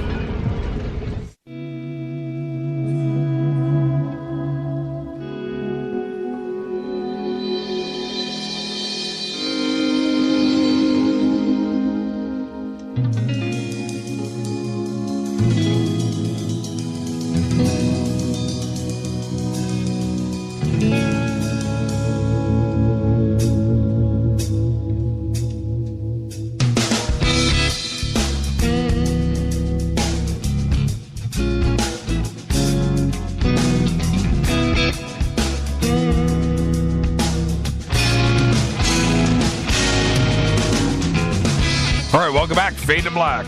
I'm your host, Jimmy Church. This portion of the show is brought to you by Life Change Tea. Just go to the banners right now by clicking over at jimmychurchradio.com, and it'll take you straight to getthetea.com. Just mention Jimmy, either over the phone or online when you order, and you're going to get free shipping. Ronnie runs one of the great companies on planet Earth. Go to the specials page. That's what I do. I just posted a picture during the break of the bunker. And when I said right now, I meant right now. I'm showing you in the bunker cam. That's it. That's the picture that I just took live. And that's what the bunker looks like. Is that pretty crazy? You guys dig? That's insane. But there it is. There's the bunker. All right. Paul, I wanted to, this popped up in Twitter, and so I wanted to ask this question. This comes from Mark over in Australia, and he wants to know, did Yuri Gagarin actually go to space? Everybody wants to know that now. He's the first man there, but there's kind of doubts. What do you think? He went to space, but he wasn't the first one, because the Soviets had tested other cosmonauts before him, and I understand one perished. But Gagarin did go to space. It's a miracle that he survived. He came back, and his death itself is a mystery, you know. But he was a hero. He did make it, and I have no doubts, just like I don't have doubts that Americans went to the moon. And if I had doubts, the Soviet cosmonauts, such as Leonov, reported that they had observed every second what Americans were doing on the moon and how they landed. So it's the same with Gagarin. Look, the Soviet space program was a tin can, but they made it. And because of that push, others started getting into the game. So he was a hero to the Soviet people. Yeah, he certainly was. The only funny thing to me, Paul, about that, and we can move on, is when they show him getting into the capsule, there isn't a camera in front of him, and there looks to me like there's no room to put a camera, but yet there is film of him, flying up. So and leaving Earth. It just looks funny to me. I don't know how they could have gotten a camera in that tiny little capsule. That's all that I'm saying. Plus, it is strange how he died, and he was not. There was all these stories about him not being a happy guy, and he was getting ready to say something about the Soviet space program, and they were afraid of that, and they just had to take him out. Do you think they took him out? Do you think his death was suspect? Well, they didn't take him out per se, but there were rumors that he was going to speak about something, that he was heavily drinking, and maybe they got embarrassed by his conduct. And there is a lot. There was a whole research of the object that was seen by the airplane when he died in '68, and when he swerved away from that object. Some say it was a UFO. Some claimed, like Leonov, that it was later another Soviet jet. So it's an ongoing, I would say, investigation at this point. But if we get into Soviet, if I can say something, if for those who are interested in some of the secrets of the Soviet space program, and even today Russian reports from the Russian space program, I have a very interesting video presentation about effects of space on Soviet and Russian cosmonauts on my YouTube channel. And it's one of a few, because I have a lot about Soviet space program and, like the Phobos incidents. Which I want to talk about. Yes, I want to talk about Phobos next. And I do want to say to everybody that if you want to check Paul out, tomorrow night he's going to be speaking here in Los Angeles, in the Valley, in Studio City, for UPARS. And so all of that information is on the UPARS website, and we'll get that up here in Twitter, but it's right here in Studio City, full presentation tomorrow night. And nothing better than UPARS. It's a great organization. Steve Murillo and Alex and everybody over there, absolutely first class. Phobos, one of in all of space history, certainly both incidents, but some of the craziest history that we have in all of space. What happened with Phobos, and do you think it was ET related? Yes, and Buzz Aldrin can, add a few words if he wants to call in, but sure, definitely. Listen, to be short, based on research of people, high-level people like Marina Popovich and Burdakov, late Professor Burdakov, one of the fathers of the Soviet military missile and space program, so to say, there was an object that did not like our spacecraft coming to study Mars and Phobos. And the Soviet, so to say, mission in 1988-89 to study Phobos involved shooting at the moonlet. And apparently the object that destroyed the second probe, because the first one perished on the way to Mars in 88. In 89, the second one made it to Mars, was about to study Phobos, and was taken out by an object 25 kilometers long that was photographed just before our spaceship was lost. And I can say our spaceship because it was not a Soviet spaceship per se, maybe 10%. It was a joint creation of Western Europe, USSR, And the United States was involved every second. So when you hear about Cold War and so forth, Cold War was real to people like me, but I think to those at the very top, they had beautiful joint relationship, and they helped each other. And I've seen it in more than one instances. Such was the case with the Phobos program. Phobos space program was to study the moonlet of Mars called Phobos. There are two moonlets. One is Deimos, one is Phobos. Back in the Soviet Union, when I was a kid, I remember reading Soviet scientists saying those satellites are of artificial origin. One scientist, Shklovsky, was a good friend of Sagan. Okay? So they exchanged information. And they knew that something was not right. But even before that, Jonathan Swift, if you read Gulliver's Travels, described those moonlets. Although we only found out about them in 1876 when the American astronomer found them, so to say. But look at my video presentation about the ancient map of Mars on my YouTube channel. It existed in Armenia. I think it's still there. But it was from Egypt, and it found its way to Armenia, God, who knows where. But that map showed ancient Mars with only one satellite, Deimos. Phobos was not on that map. That's interesting. So when you start digging in, right, you find out a lot of interesting stuff. The monolith is real.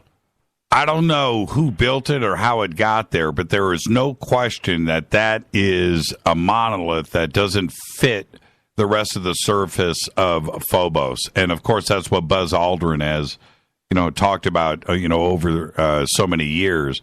But this monolith, every time that I look at it, well, I think of Stanley Kubrick in 2001. That's the first thing.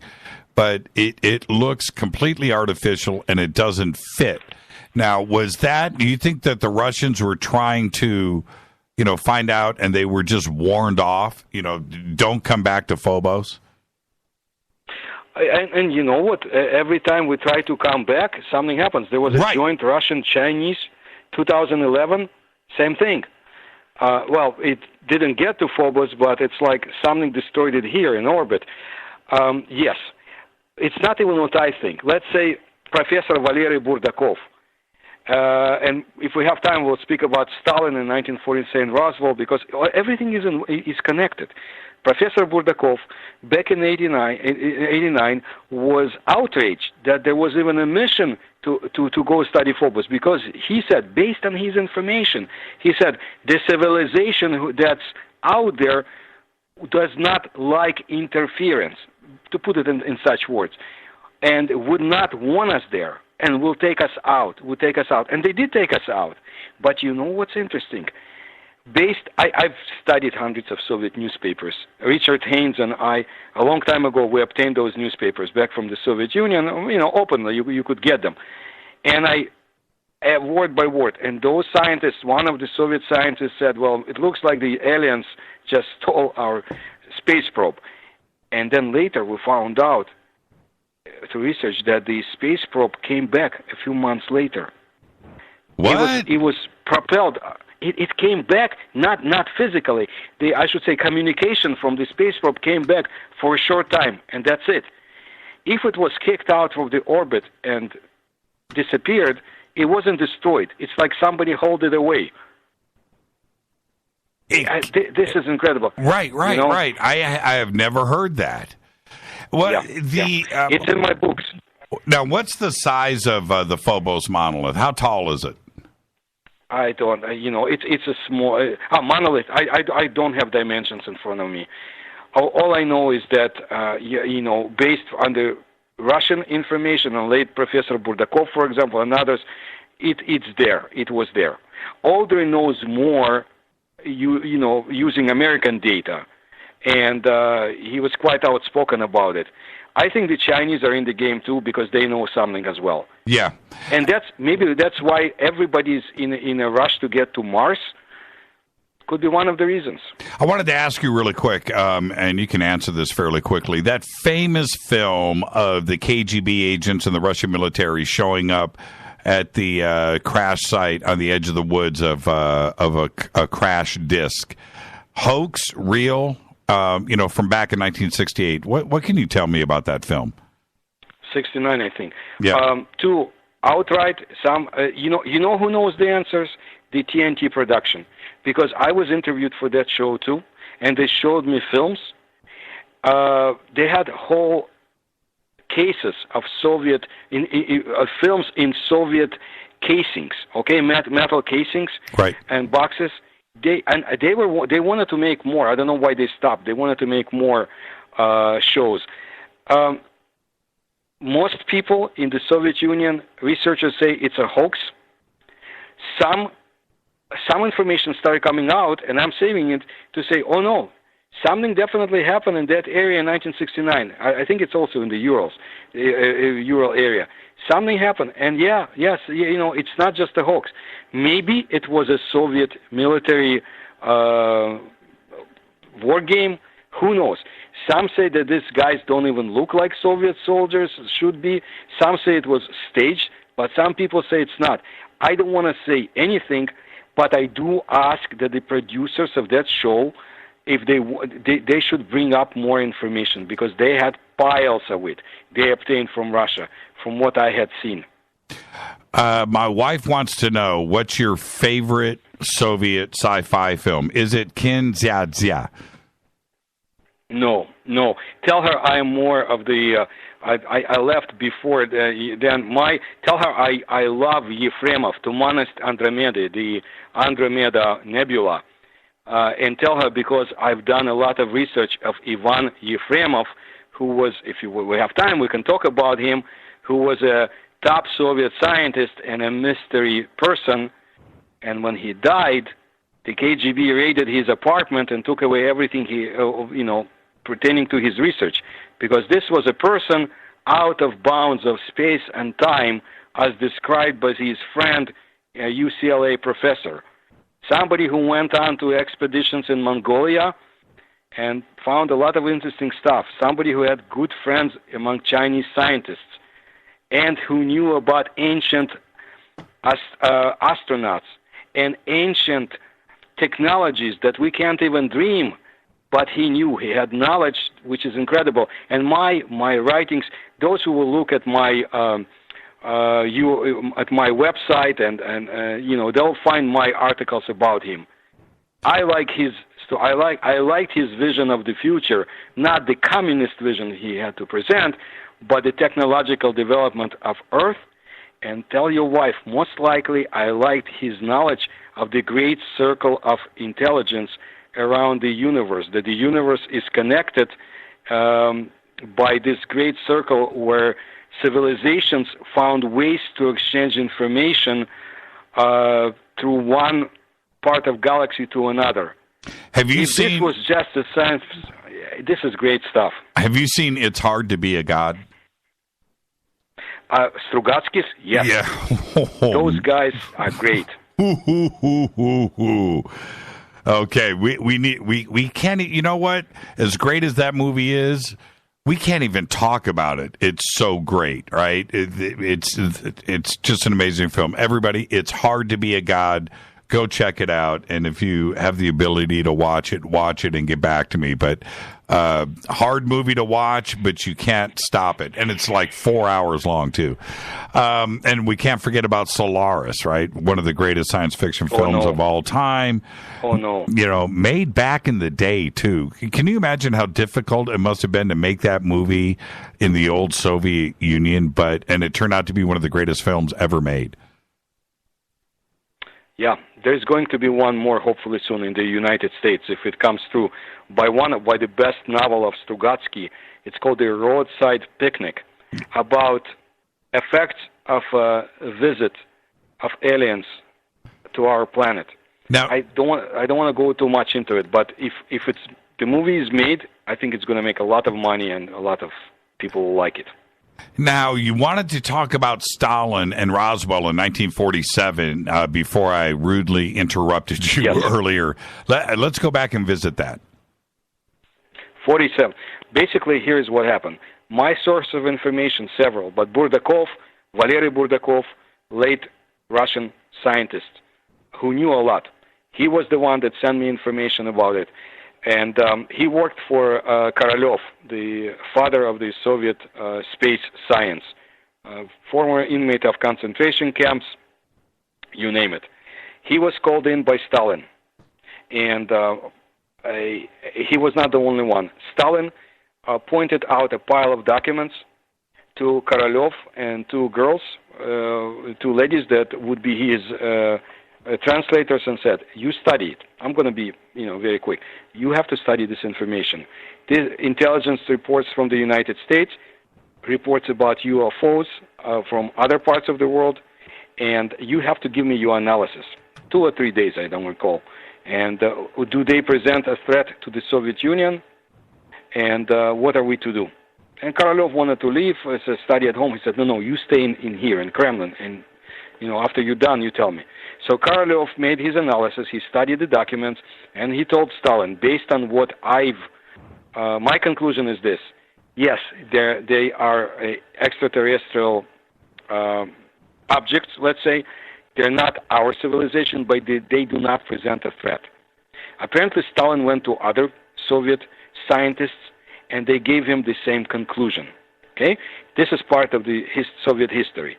This is very interesting, and I'm very glad that Burdakov, when he was alive, he could put this information forth, because the bunkers in the West who hate my research and who hate information coming from the Soviet Union cannot open their mouth and say this did not happen, because they are nothing in comparison to what Burdakov was, or Korolev, or others.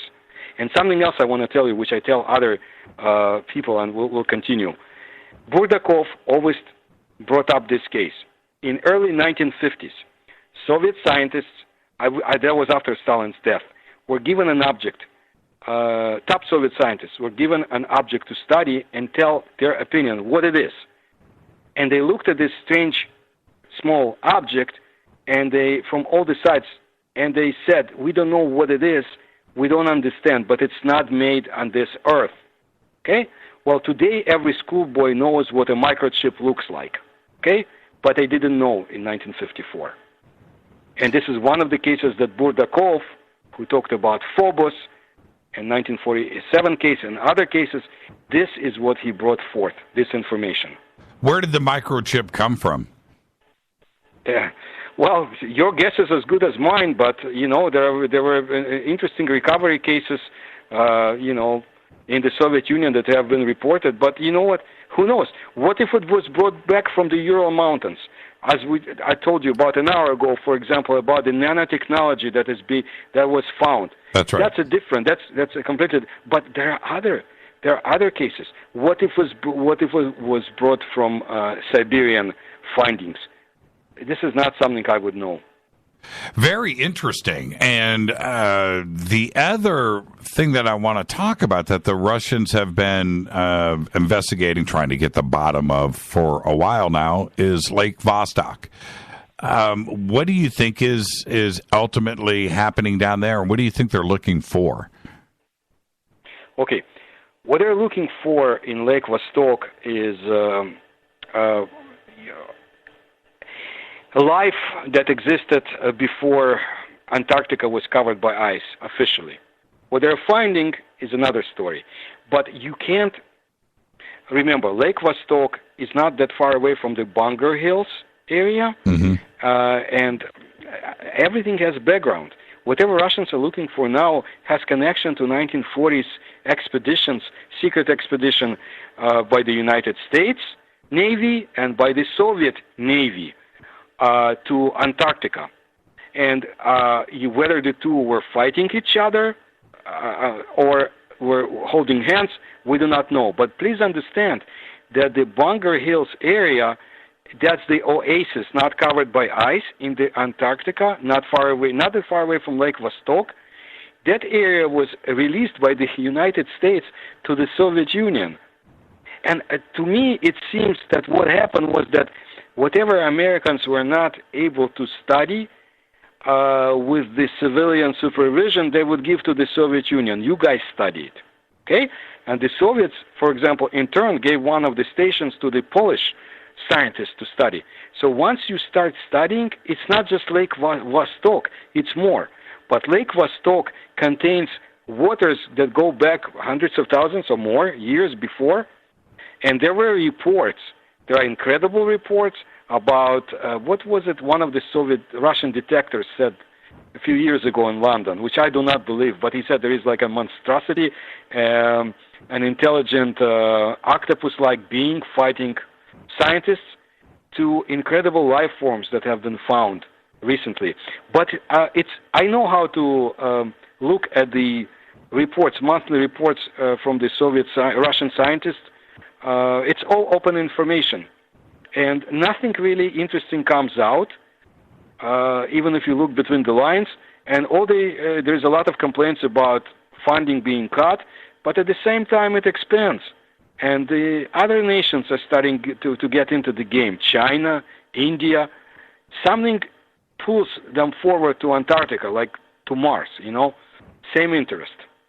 What do you think it is? I mean, Antarctica is that's the word that is going right, around in ufology, not only with this audience, but with researchers. Everybody wants to know what's going on in Antarctica. Certainly, I'll tell you. You and I can't go, right? It's sealed off, but they are down there for a reason. What is it? What's going on?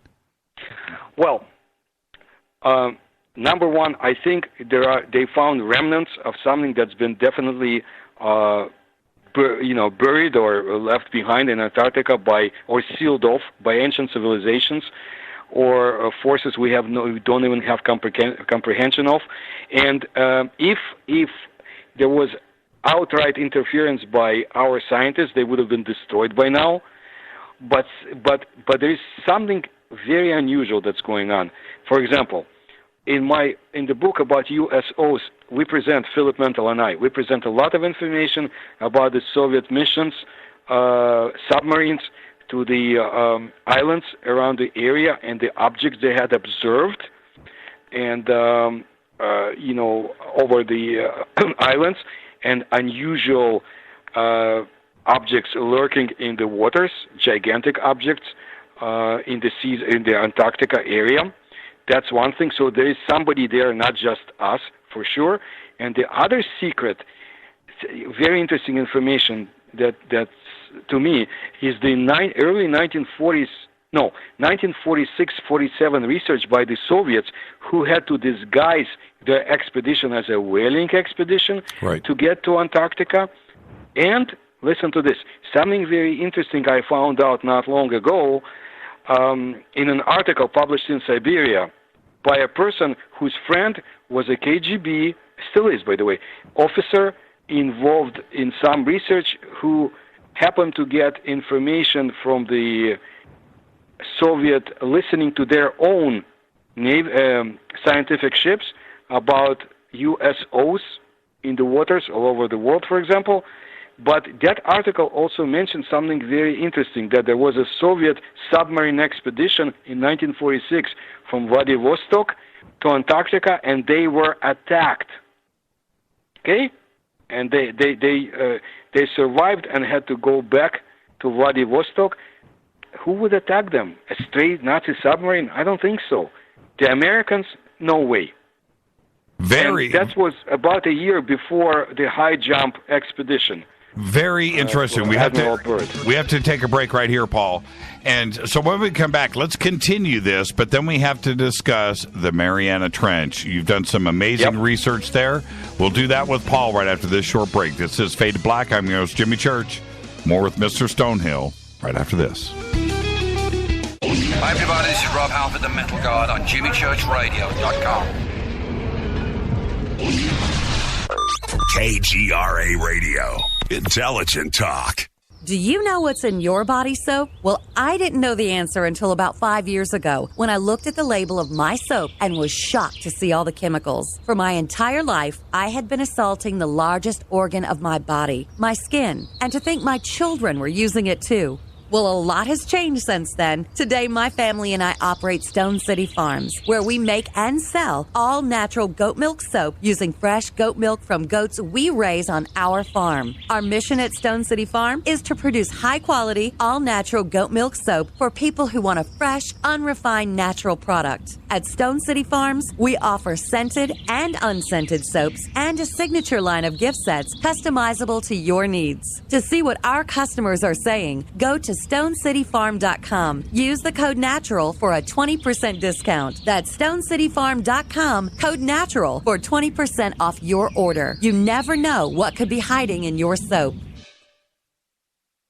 So, you love talk radio? Then you'll love TalkStreamLive.com. TalkStream Live is always on, 24/7 with the best streaming talk shows. Find your favorite talkers and discover some new ones. It's free, readily available online or on any smartphone or tablet. Finding your favorite talk shows all in one place has gotten a whole lot easier. Just go to TalkStreamLive.com. Be sure to download the free apps from Google Play or the iTunes App Store.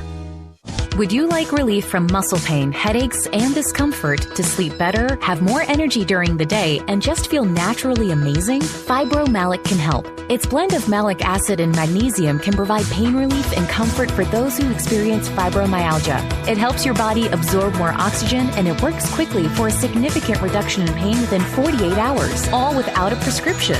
Ask for Fibromalic at health and vitamin shops or shop fibromalic.com. Did you know that when you're on the road with limited data or Wi-Fi available, you can still listen to every minute of Fade to Black by just calling 605-562-4482. No smartphone, app, or internet needed. It saves your data plan and no extra cost if you have unlimited minutes. Just call 605-562-4482. You can listen to me, Jimmy Church, on any phone, anytime, anywhere. Go Beckley Tappy.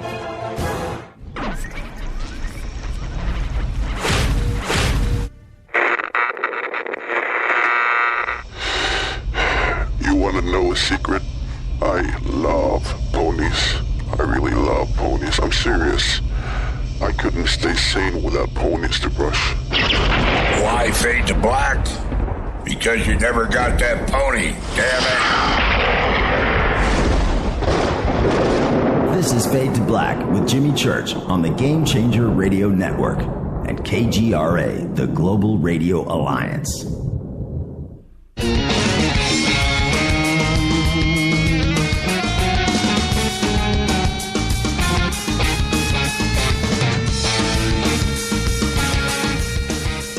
All right, welcome back, Fade to Black. I just posted a picture. It's up on Twitter. Man, look at it, click by here, of my Tascam UH7000 and the crystal connection on the top of it. It's pretty cool. All right, Paul, one of the things about Antarctica, I want your opinion on this. Everybody is talking about disclosure and when it's going to happen. Do you think Antarctica is a piece of this puzzle and it's something that almost can't be avoided and they're going to have to do something and Antarctica is the way to do it? Yes, it would be. Antarctica is one of the defined areas on this planet that I would definitely say, that it's more than one piece of the puzzle. Because we know from the ancient maps that once it was uncovered by ice, we know other information. We know that even Edgar Allan Poe knew something about Antarctica. And I suggest to people not to forget his books. And Lovecraft. They knew about Antarctica maybe more than people in their time. And now we're finding out more and more. But there's going to be more secrecy. And it will be a more secluded areas. You can take tours to the area, so forth. But there's only so much non-scientists can see.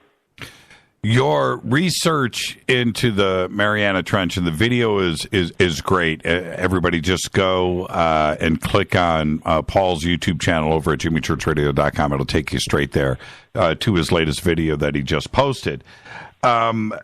before we jump into that, what is the difference between a UFO and a USO for the audience? Let's define that.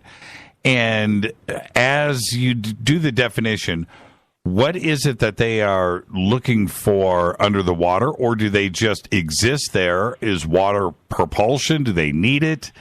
So let's start there. What's the difference between a UFO and a USO?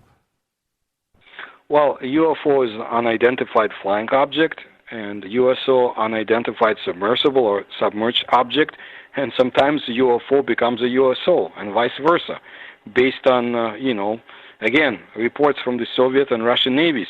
You see objects shooting up into the air from, beneath the waters or back, sometimes noiselessly, sometimes with noise, sometimes changing objects, shapes right there. The Soviet Navy, to be brief, has been studying USOs for sure since late 1960s. Reports, of course, came in before then, and but systematic scientific military research began in late 1960s, all over the oceans where the Soviet Navy operated. It was authorized by top Soviet Navy officials, and they stuffed it with the best and the brightest scientists. Reason? Not only USOs that they observed, gigantic objects they couldn't catch up with, sizable but tangible objects. They also encountered intangible objects, such as the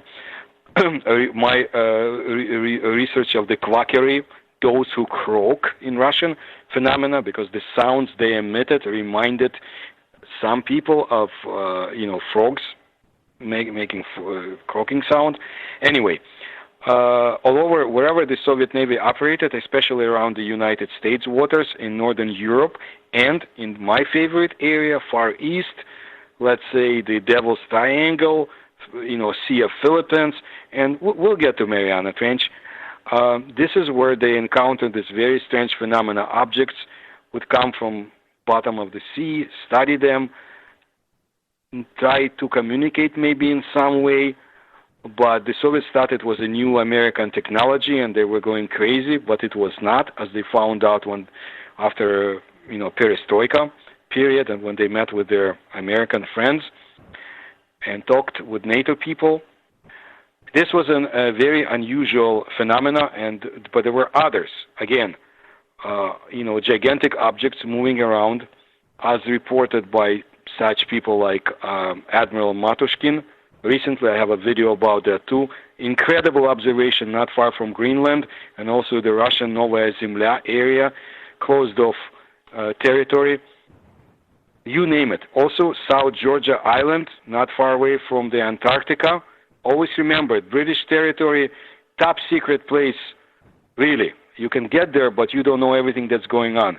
The Soviets were interested and they observed UFOs and USOs in the area. There is more. And when we get to, since we're speaking about USOs, we got to move to the areas not far away from Japan, the Kuril Islands, which the Soviets took after World War II. In one of my first presentations, I talked about island of Matua, which was, taken away from the Japanese without any fighting. But that island contains a lot of secrets. We don't have time to go into them.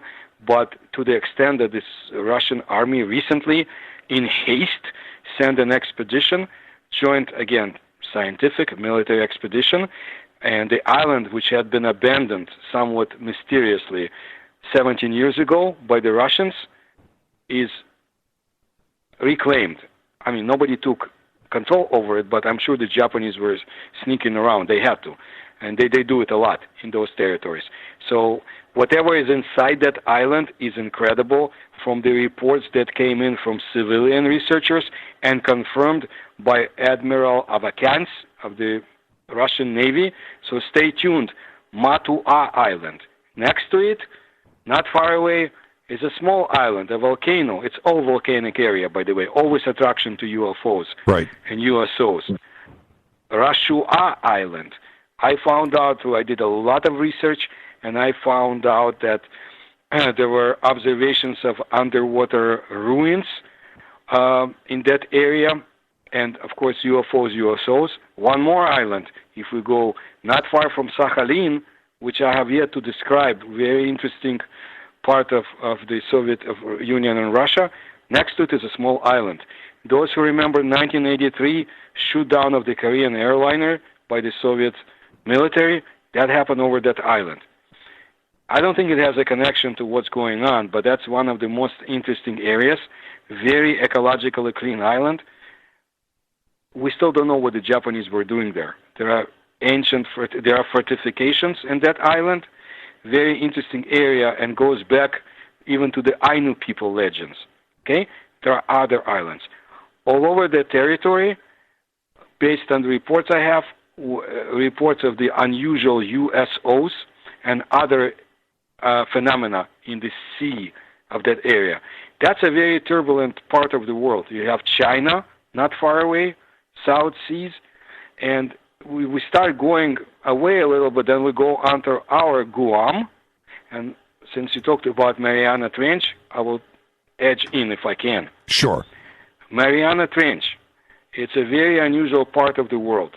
It's an elongated depression on the Pacific Ocean floor, about 338 kilometers southwest of Guam.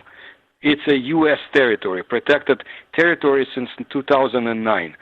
So I always want to find out, if it's a protected territory, how do Chinese and the Russians and the others go and study that? Because the Chinese are very much involved in that research, and they're sending expeditions to the Mariana Trench. Very hard to get to the bottom. The only time that it took place was initially in 1960 in a Swiss-built bathyscaphe, and it was an American project. And whatever they had seen down there, we're just finding out that not everything was reported in 1960. But my information comes from the Russian sources, who sometimes reveal more than we know here in the United States. So a lot of this information comes out, and then you have to sort it out. And I did. And there were other reports. One of the most interesting was coming from, I would say, late 1970s. And the bottom line is that a joint expedition of American and maybe other scientists were trying to get an equipment down below.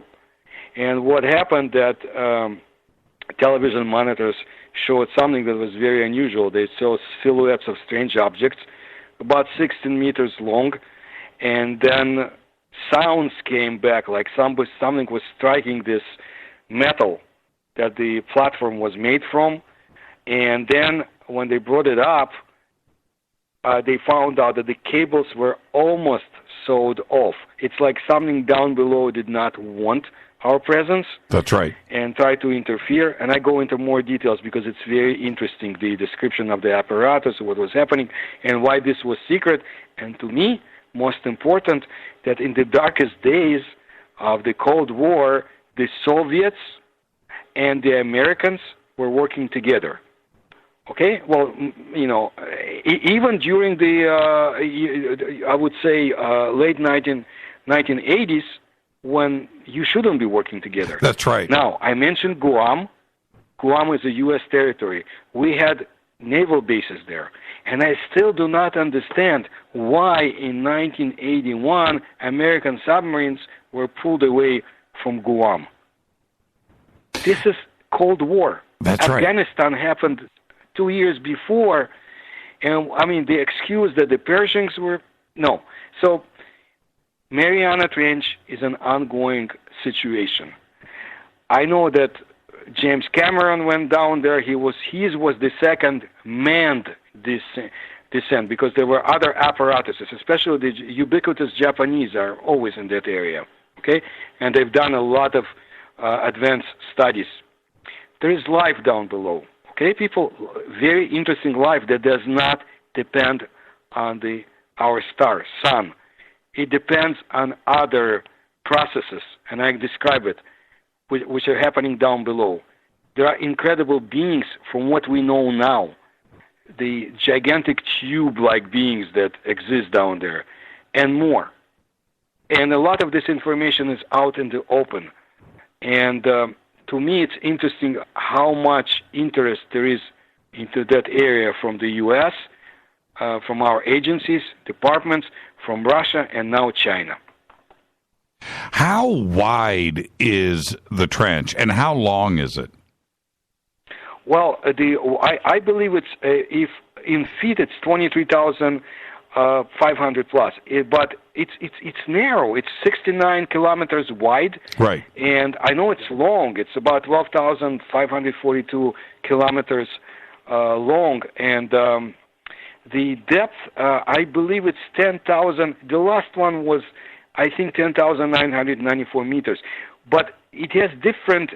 See, Mariana Trench has different locations, sections, and one of them, Challenger Deep, is the deepest place on the planet Earth. And for some reason, measurements are always off, like maybe 300 meters off between. So, it's incredible dark down there. I'm just describing what I've read, but it's very dark. And I'm sure very cold, and who knows what else is there. But it's interesting what they found in 1962, what they saw in that, 1960 technology. That bathyscaphe withstood all that pressure, 16,000 pounds on every inch. And those guys are heroes. They made it. Right. And you know what? Right. I found out from Russian sources that one of them, Picard, actually observed he observed the USO in later years somewhere else, but this was, and I go into it in my presentation, but it was one of the missions that were not supposed to take place because we don't have any records of that mission for the bathyscaphe that inherited most of the parts from the original bathyscaphe. It's a wonderful story in itself, and I hope we'll find out more details someday. Well, and tomorrow night, Paul will be over at UPARS in Studio City, and more of this will be there in detail. Do you think that, I want to talk a little bit specific. Do you think that the Russians and the United States are sharing information on the Mariana Trench, or do you think that either side is trying to keep that to themselves? It's 30,000 feet deep. We've only explored 5% of the world's oceans. We know nothing about what's going on there. Anything could be hiding. There could be ancient alien bases all over the planet. And we don't know anything about it. So are we sharing that technology on what we find? I believe so. I believe so. But it's not only whether I believe or not. I present information about the Soviet scientists aboard American ships that went to study, and vice versa. Okay, vice versa. There was an American aboard the Soviet scientific ship that went to study about the same time, Mariana Trench. So there's a lot of joint research, and you kind of see exchange of information at the highest levels, and it's like two poker players who have to join forces against the third one, who has I don't know how else to describe it. It's somebody who comes to your village, and if you and your neighbor fight, you have to join forces to defeat the bigger enemy. Right. Whether you want to or not, you remain friends. And the Cold War goes, like I said, it impacted people like you and I and others, but at the very high levels, no. I believe there was exchange of information, and still is. There, if you're going to hide anywhere, it's one thing to hide in Siberia, and I get that, or in Canada. There's vast places on land where you can go and hide. But the ocean, under the water, that's where you would hide. And if you're going to take it a step further, you're going to go to the Mariana Trench, where it is absolutely deep, where we just can't access it. So you would probably be there for a very long time. It makes a lot of sense, doesn't it? Or the tunnels. You're absolutely right. But there are also legends of the ancient tunnels all over the world. But that's more complicated. However, if we start studying, where you can hide, and Lake Baikal comes in, and in the book, and I always talk a lot about this, the 1982 case of the so-called humanoid beings at the bottom of Lake Baikal working on something that the Soviets did not, want them to continue. They wanted to find out what are those giants doing down below, and I present that case in my books. But the Lake Baikal reportedly is connected through tunnels with other bodies of water around the world. Now, but, then you start bringing back, interesting, for example, I always bring in information from ancient Indian sources, Mahabharata, because it describes right there ancient underwater civilizations and warfare, and it describes weapons that we know and some we don't know, including the underwater weapons. It's all interesting. And the other part of this, and before I let you go, I want to talk about this, which is during the Cold War, after Roswell, after 1947, all the way up to today, but all of the reports that were going on around the world of UFOs, videos, photographs, eyewitness testimony, but we just didn't know if it was Russian secret technology, German secret tech, and it was the same thing, wasn't it, going on with the Soviet Union, with the same sightings? Were they suspecting that it was our own secret weapons? But in the end, neither of us knew what was going on, right? But they were both suspecting our own secret technology. That's pretty much how. Absolutely. And absolutely. And with that, what were the Russians saying? Were they also doing the same thing that we were doing over here, which was, that's not a UFO, that's not alien technology, that's the United States secret weapons. Were the Russians doing the same thing that we were doing over here? Yeah, in the media, in 1950s, for example, they would say, well, it's a bourgeois invention, those UFOs, bourgeois invention. Then they would not let people even discuss them. At the same time, they were afraid of ufologists studying Soviet skies because they would observe Soviet military tests, but at the same time, they were afraid this were the Americans trying to get in. And the Americans were very much interested what's flying above Soviet skies. For example, I present information about CIA missions from declassified documents in Uzbekistan, looking at the Soviet skies. So, they thought, the Americans, some of the UFO researchers in that Setka program thought that, okay, maybe somebody is using UFO technology to sneak in spy satellites into the Soviet Union. That happened too. Right. But at the very top levels, what I'm interested in? I think the KGB was not per se interested in UFOs. KGB had two different tasks in front of them and goals. It's the military intelligence and people, bright military scientists who were interested in what's flying over their skies, how we can capture them, how we can use them, how we can take this technology for our military needs. Okay. So that's what I found interesting. What struck me, I told you about the 1985 case when the KGB spied on their own scientific ship, which reported information about USOs. Why? Because it wasn't their department that was in charge of that research, but they happened to know what's going on. So you see a lot of it. Yeah, the Soviet Union was a totalitarian state, but it wasn't a monolith in itself. You had jealousies among different departments. Mm-hmm. You had, bureaucracy. When you have bureaucracy, you don't have one centralized system. No one does. China, no one does it. And when you have bureaucracy, things, sometimes don't click together. And that's why information came out, for which I'm grateful. Now, what about we had Operation Paperclip. We're grabbing German scientists, right? When we were trying to keep them from the Soviet Union. We obviously this was the game that was being played, but the Soviets were occupying Germany too as well. Were they able to grab that German saucer and ET technology just like we were grabbing with Paperclip? Did the Russians do the same thing and pull things back to Moscow? They did. I'm not, the German so-called saucer technology and so forth. Yeah, they were creating, and I present a lot of this interesting information. They were testing craft based on the flying saucer-like technology, just the disc-like craft. Not going into any Nazi rituals or anything like that. Mm-hmm. Information that comes out a lot. No, just being practical. The Soviets sent special teams into Nazi Germany right after.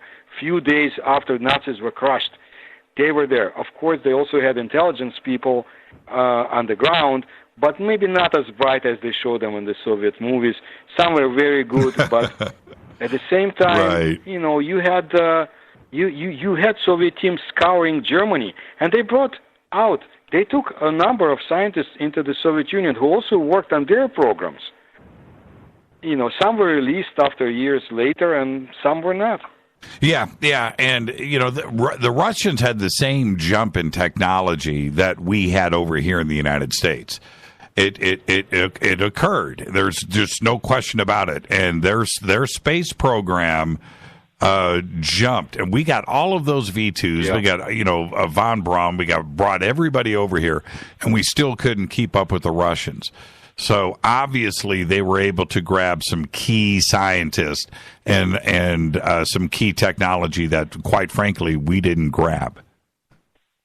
Can I ask you a question? Sure. Let's put on this level. Let's not somebody above presidential level or beyond. Mm-hmm. Let's say U.S. president wants to U.S. government wants to push in program to study space.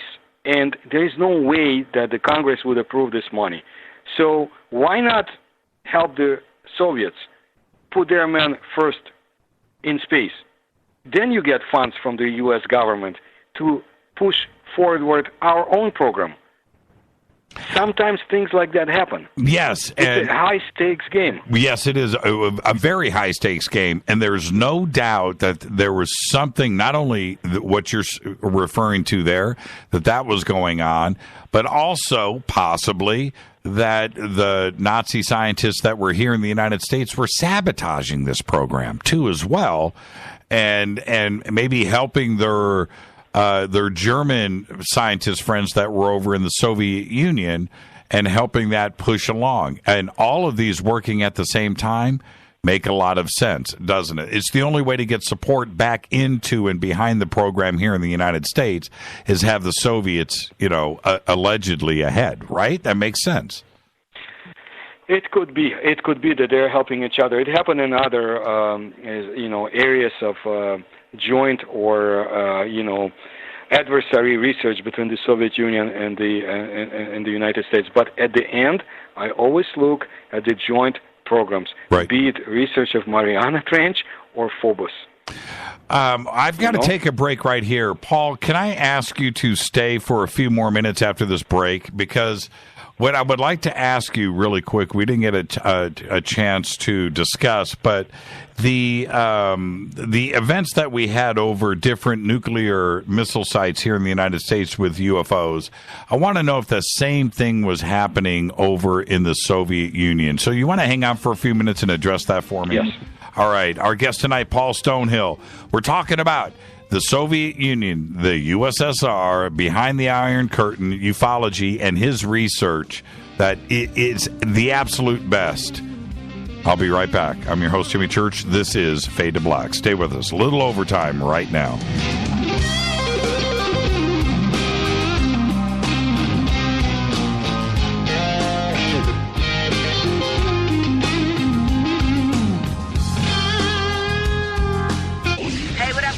Vivica Fox here, and you are listening to my boy, Jimmy Church, on JimmyChurchRadio.com.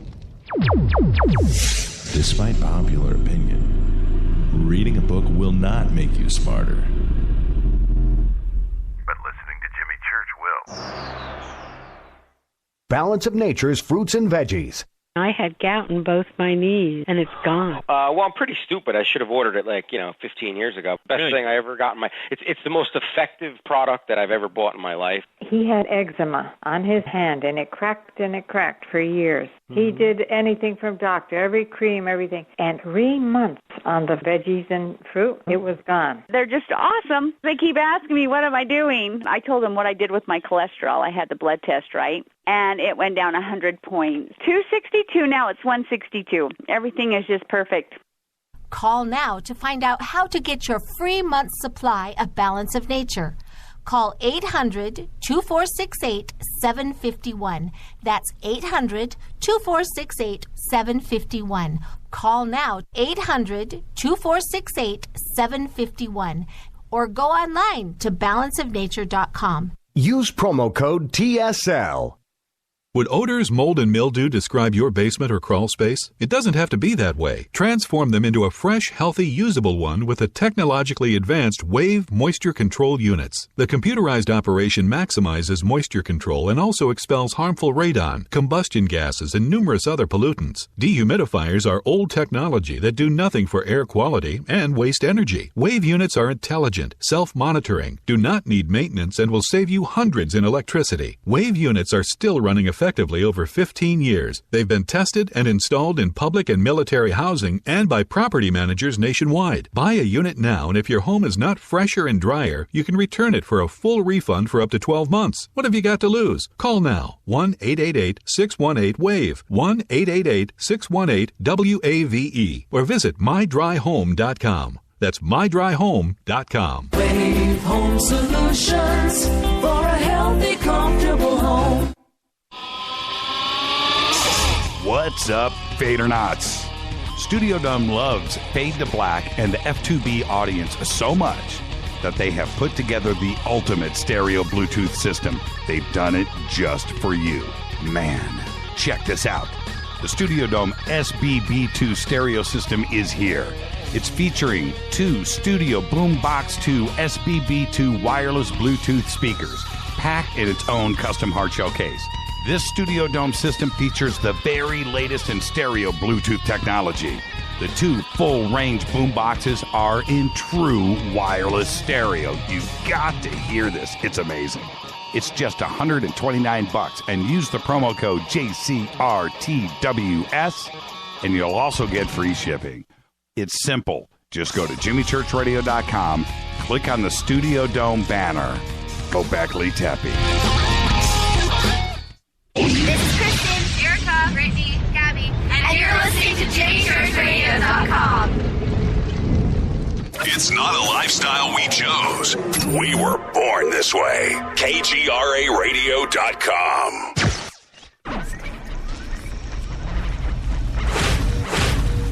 This is KJCR at JimmyChurchRadio.com.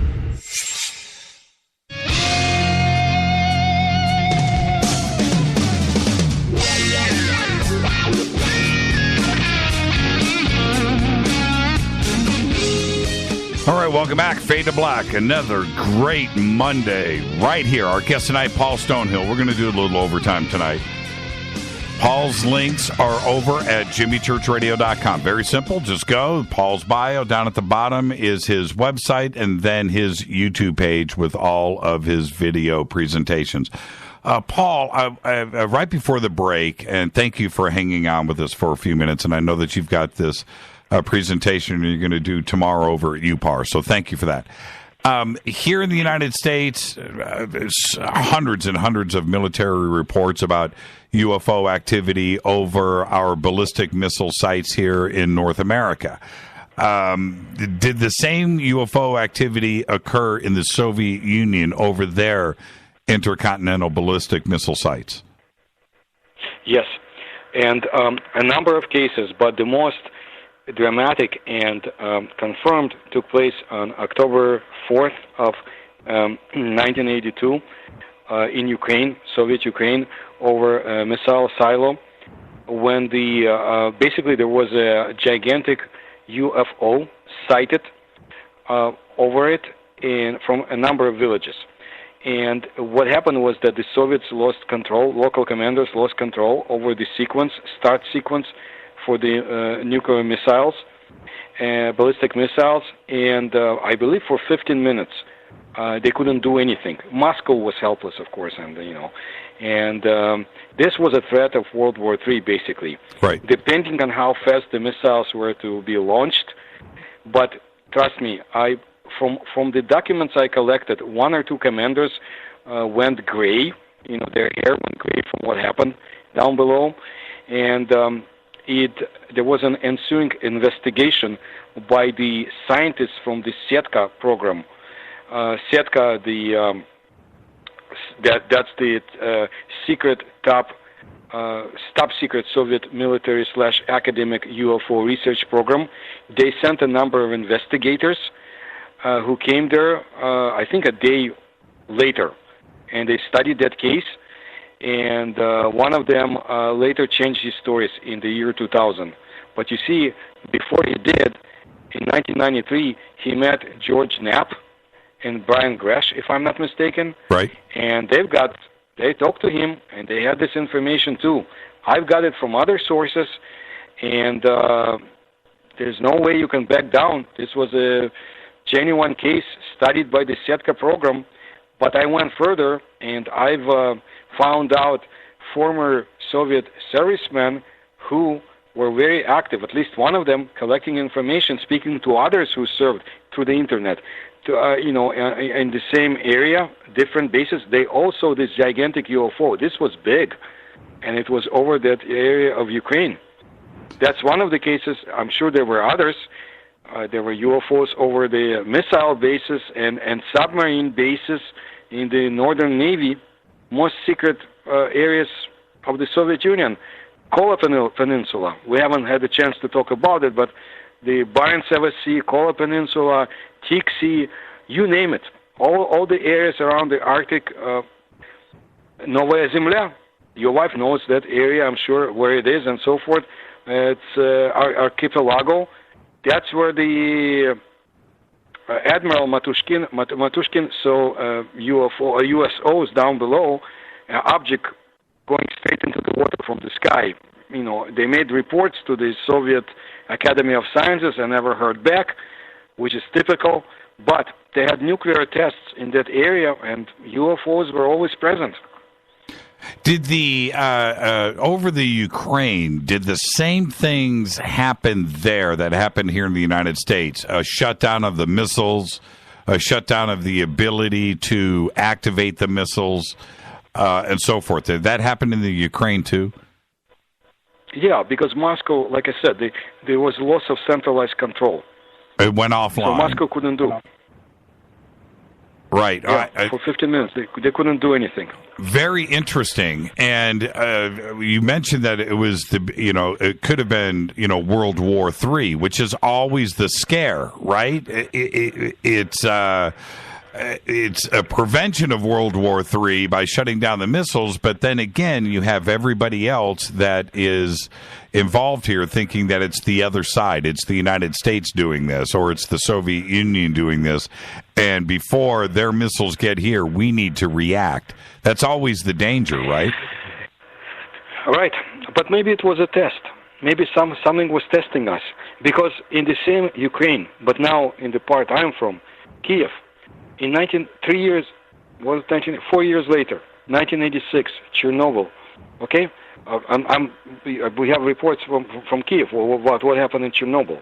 Okay, 1986, you had an object that was reported over the site of the explosion, and it diminished the effects of the explosion with directed energy ray on the reactor. And I have it in my books. There were people who were on site who reported it. If this is so, and I tend to believe it, it's another case of a UFO trying to diminish our impact on ecology.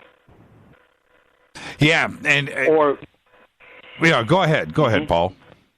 Or baneful effects. Look, we talked about Mountain of the Dead and the Urals. In the Ural areas, they had, very bad incidents of bacteriological weapons. Right. That, testing went bad and so forth. But the UFOs are all over that area because we don't know what exactly goes on, what had been tested before, all of it. But that's where the UFOs are reported. Or Lake Sarez, I always mention in my book, in Central Asia. It's like the UFOs are keeping it intact because if the dam goes, water will come down and take with it a few countries along the way, from the mountains, or other areas, or for example, Uzbekistan and the RLC. It seems like the UFOs are there either to observe or in some cases to prevent incidents that can really harm our planet.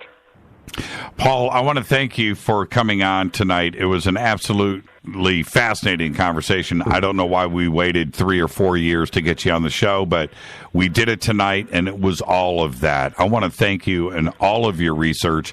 It's not easy for you to present this information from the Soviet Union. I'm sure that you've gotten pressure over the years to stop, but you've kept your foot on the gas, and I want to thank you for that.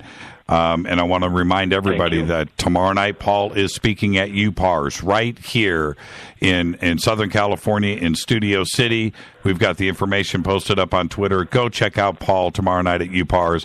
Tell him you're Fate or Not, and tell him I sent you. Paul, thank you so much. Thank you for inviting. Yeah, thank you, and I can't wait to get you back on the show.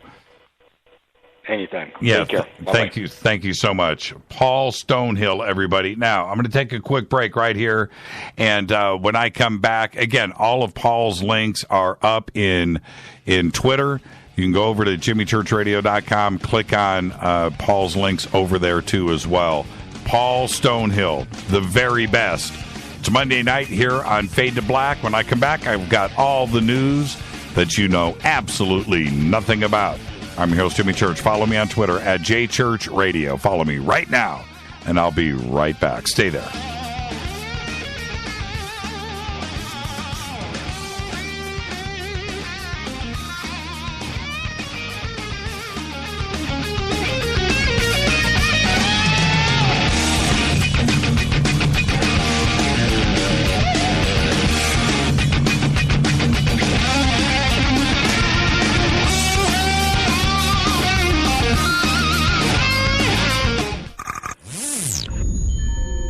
You're listening to Jimmy Church, Fade to Black. Fade to Black will now pause for alien identification. The station that talks the net. KGRA Radio. When you take the beans from Central America with dashes of Indonesian and African mixed in and then roasted to the dark side of Fade to Black, you create the ultimate brew of fringe.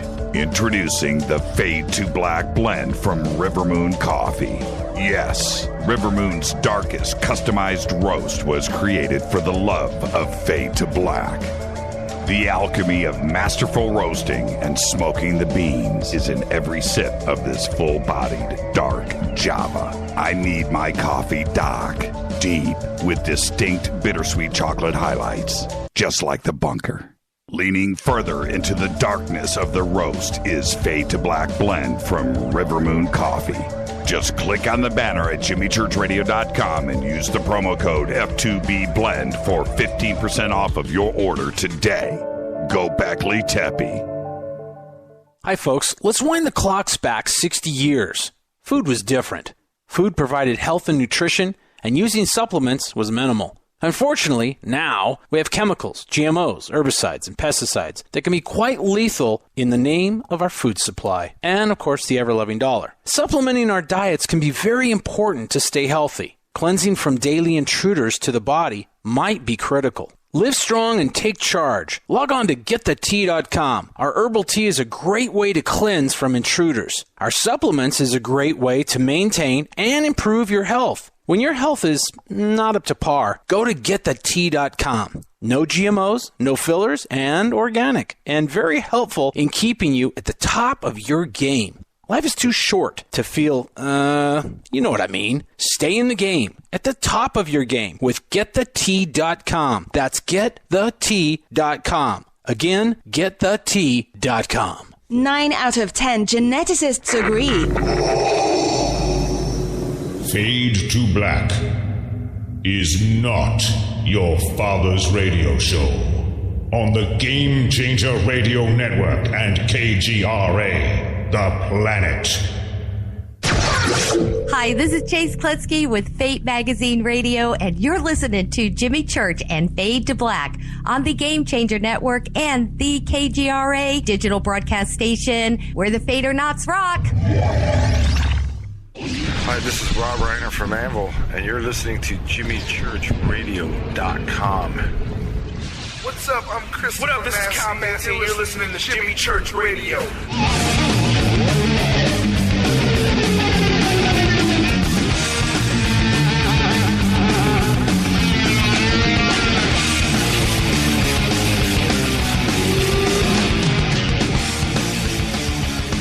All right, welcome back, Fade to Black.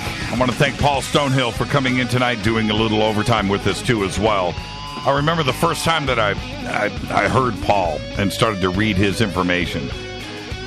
You know, I was thinking, man, you know, the KGB, the Russians, the FSB, they can't be happy about this. But Paul has brought this information forward relentlessly.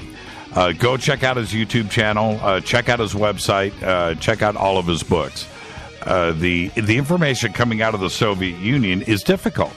And if you think about it, with, they had all control of the media before 1991. Still do, man. They own RT, right? That's just a propaganda arm of the Soviets today, Russia today.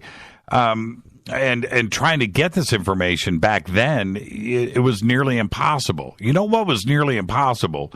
You know, try to get a Led Zeppelin album in the USSR back in the day. The Beatles, like you said, you're going to prison for that. And on the flip side, try to collect information about UFOs, right? You just know they controlled everything. And that's why his information is so important today. He's one of the best. And please go check out his website and his YouTube channel. I was speaking in the opening, my opening rant tonight about parallel universes. I was, and that technology that exists today. It's a scary, scary subject. And the reason why, for me, when I talk about, you know, millions of people right now that are experiencing the Mandela effect and are talking about it, and quite simply put, is this: you can't have everybody's memories wrong. You just can't. Is this a way that we remember things, that we just remember things incorrectly? On such a vast scale, I don't see it that way. It's possible. But when you start to look at the way that Silicon Valley now is taking advantage of that technology, the qubit is the quantum bit is a very interesting thing. And when you talk about quantum mechanics and the ability of two similar objects having effect on each other in two different, quite simply, worlds is interesting. And Silicon Valley D-Wave, this computer is real. The technology is real. And the way that D-Wave presents this technology and talks about it is real. This is not make-believe. So what is interesting here, and the most interesting point, is science has been talking about, and quantum theory has been talking about the existence of multiple parallel worlds, just infinity, right? Just infinity, that are nearly identical, right? But something's just a little bit different. And the one thing that they can pull out of this parallel world is the activity of the quantum bit, and being able to pull that information back in and have that quantum bit work for us. It's fascinating. But the technology, the way that it is being realized, for the rest of Silicon Valley, for them to start talking about a parallel world, the possibility of living in a simulation, a matrix, a giant computer simulation, and you start to look at this, the reason why they are saying it is because they are using the technology. And they're using the technology, the way that they talk about it in their labs, and those engineers, that's the way that they talk about it, that they are accessing a parallel world, another dimension. And that's the reality of what I am trying to drive home here. So tomorrow, I'm going to take things one step further, and I'm going to talk about CERN. I've collected a bunch of information. What CERN is doing over there with antimatter, the opposite of matter, is unbelievable. And what is attracted to antimatter. So I'm gonna tomorrow. The presentation is going to be unbelievable. So again, pencil and paper, get ready. Tomorrow is going to be a really interesting rant. There is something going on. I don't know what it is, but there's no way that we can all of us have our memories messed up. And it's not as simple as, oh, you just remembered it wrong. Well, that's not one person remembering something wrong. It's everybody. You know, going back and looking at videos like I have, looking at Tom Hanks talking about different movie quotes, or you just jump back and you look at these different scenarios where, quite honestly, the reason why I posted the interview with the vampire book cover is you go back and you look at the presentations and the conversations that were going on, the video archives. Quite simply, everybody says interview with a vampire. Everybody. It doesn't matter. Anne Rice said it herself, right? So it's not just our memory. It's the way that everybody was saying it back then. So there seems to be some kind of nexus, some kind of overlap that is going on with these parallel worlds, dimensions, universes. There's an overlap going on, and it's bleeding into our own. So that's it. Tomorrow I'm going to talk about CERN, and you're going to want to hear what I have to say tomorrow night. Now, before I let you go, I mentioned this on the air a couple of weeks ago with Elon Musk and this venture around the moon and so forth. That's going to happen in 2018, right? Paid vacationers that are going to do this on the Dragon. Well, today it was announced that renowned physicist Stephen Hawking says that he has accepted an invitation from Richard Branson to voyage into space on Virgin Galactic and take a trip. And I think it's cool. Is it a milestone for space tourism? Of course it is. Hawking said today, and I'm quoting here, "My ambition is to fly into space. I thought no one would take me. But Richard Branson has offered me a seat on Virgin Galactic." End quote. Now, how cool is that? And for Hawking to say nobody would take me, he's absolutely right. You know, the logistics of getting him into space with his condition, right?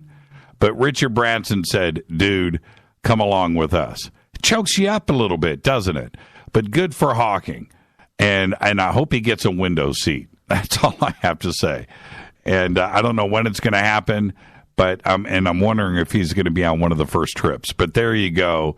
And Stephen, when you get up there, make sure that you take a picture with your iPhone. I want to see if the Earth is flat. Do me that solid. Right on. I've told the story many times, but I did happen to have the opportunity to literally at Burbank Airport take a picture. I never did post that picture of me and Hawking together. I took a selfie because I was alone with him, right? It was pretty cool. It was pretty trippy. He asked me if I was a cop on his little video screen. You know, and I'm standing over his shoulder, and I said, I'm just here to watch you and help you. And it pops up on the screen. Are you the police? And I said, no, man, I'm just a dude. I'm just a dude. And it happened really quickly too. I don't know how he communicates and how that movement happens, but it was pretty cool. Anyway, Stephen Hawking, Virgin Galactic, on his way to space.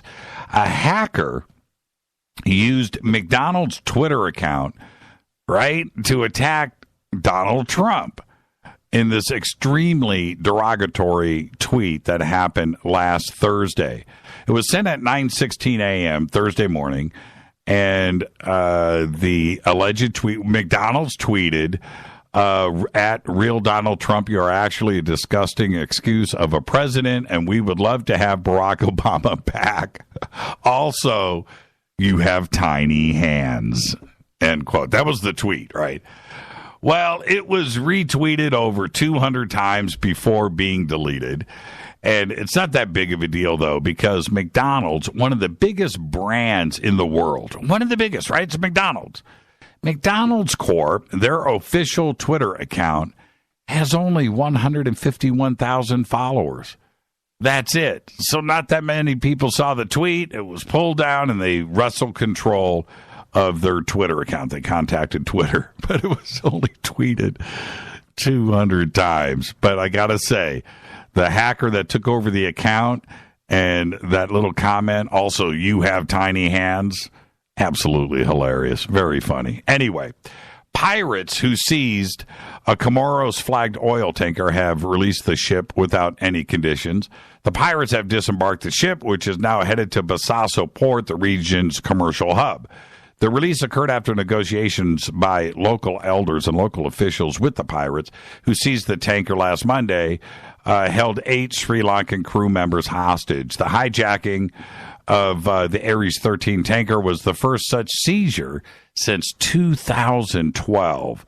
And I just thought that was interesting. I thought that those days were behind us. Apollo astronauts' U.S. flag that was secretly carried on the moon is now heading to auction.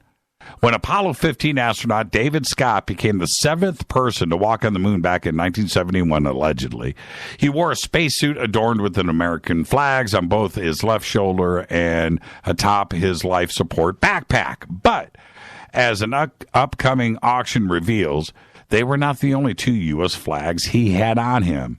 Unbeknownst to even Scott until after he returned to Earth, hidden behind the stars and stripes decorating his portable life support system's oxygen purge system, the OPS, was a pouch holding a couple U.S. flags in his secret stash. Well, the auction is going to happen April 20th, and after 7 days of bidding, including nearly 500 items spanning the history of the space exploration program, these will go up. Amongst others were a Model ID plate flown on Apollo 11 and an arrow-shaped decal from Apollo 11. You can get in on the auction yourself. Go over to jimmychurchradio.com or our Facebook page, and we've got it up there. And I'm looking at the clock. I am 15 seconds late. So I am out of here. This is Fade to Black. I want to thank Paul Stonehill for coming in tonight. What a fascinating conversation. Now, his links are over at jimmychurchradio.com, and you can see Paul tomorrow night right here in Los Angeles over at UPARS. Fade to Black's executive producer is Rita Kamarian. Show is produced by Hilton J. Palm, Mark D. Kovar, LJ3, Renee Jonas. Thank you, Dennis. Thank you, Bob. Announcers are Steve Harder, Gene Vitoa, Mark D. Kovar, Fady Bidell. Webmaster is Drew the Geek. Music, Doug Aldrich. Intro, Spaceboy, spaceboymusic.com. Fade to Black is produced by KJCR for the Game Changer Network, and syndication is KGRA, The Planet. This broadcast is owned and copyrighted 2017 by Fade to Black and the Game Changer Network. It cannot be rebroadcast, downloaded, copied, or used anywhere in the known universe without written permission from Fade to Black or the Game Changer Network. I'm your host, Jimmy Church. Follow me right now on Twitter at JChurchRadio. Tomorrow night, right here, Edward Nightingale. And we're going to discuss the design and technology of the Great Pyramid of Giza. Until then, everybody be safe. Go Beckley Tepe.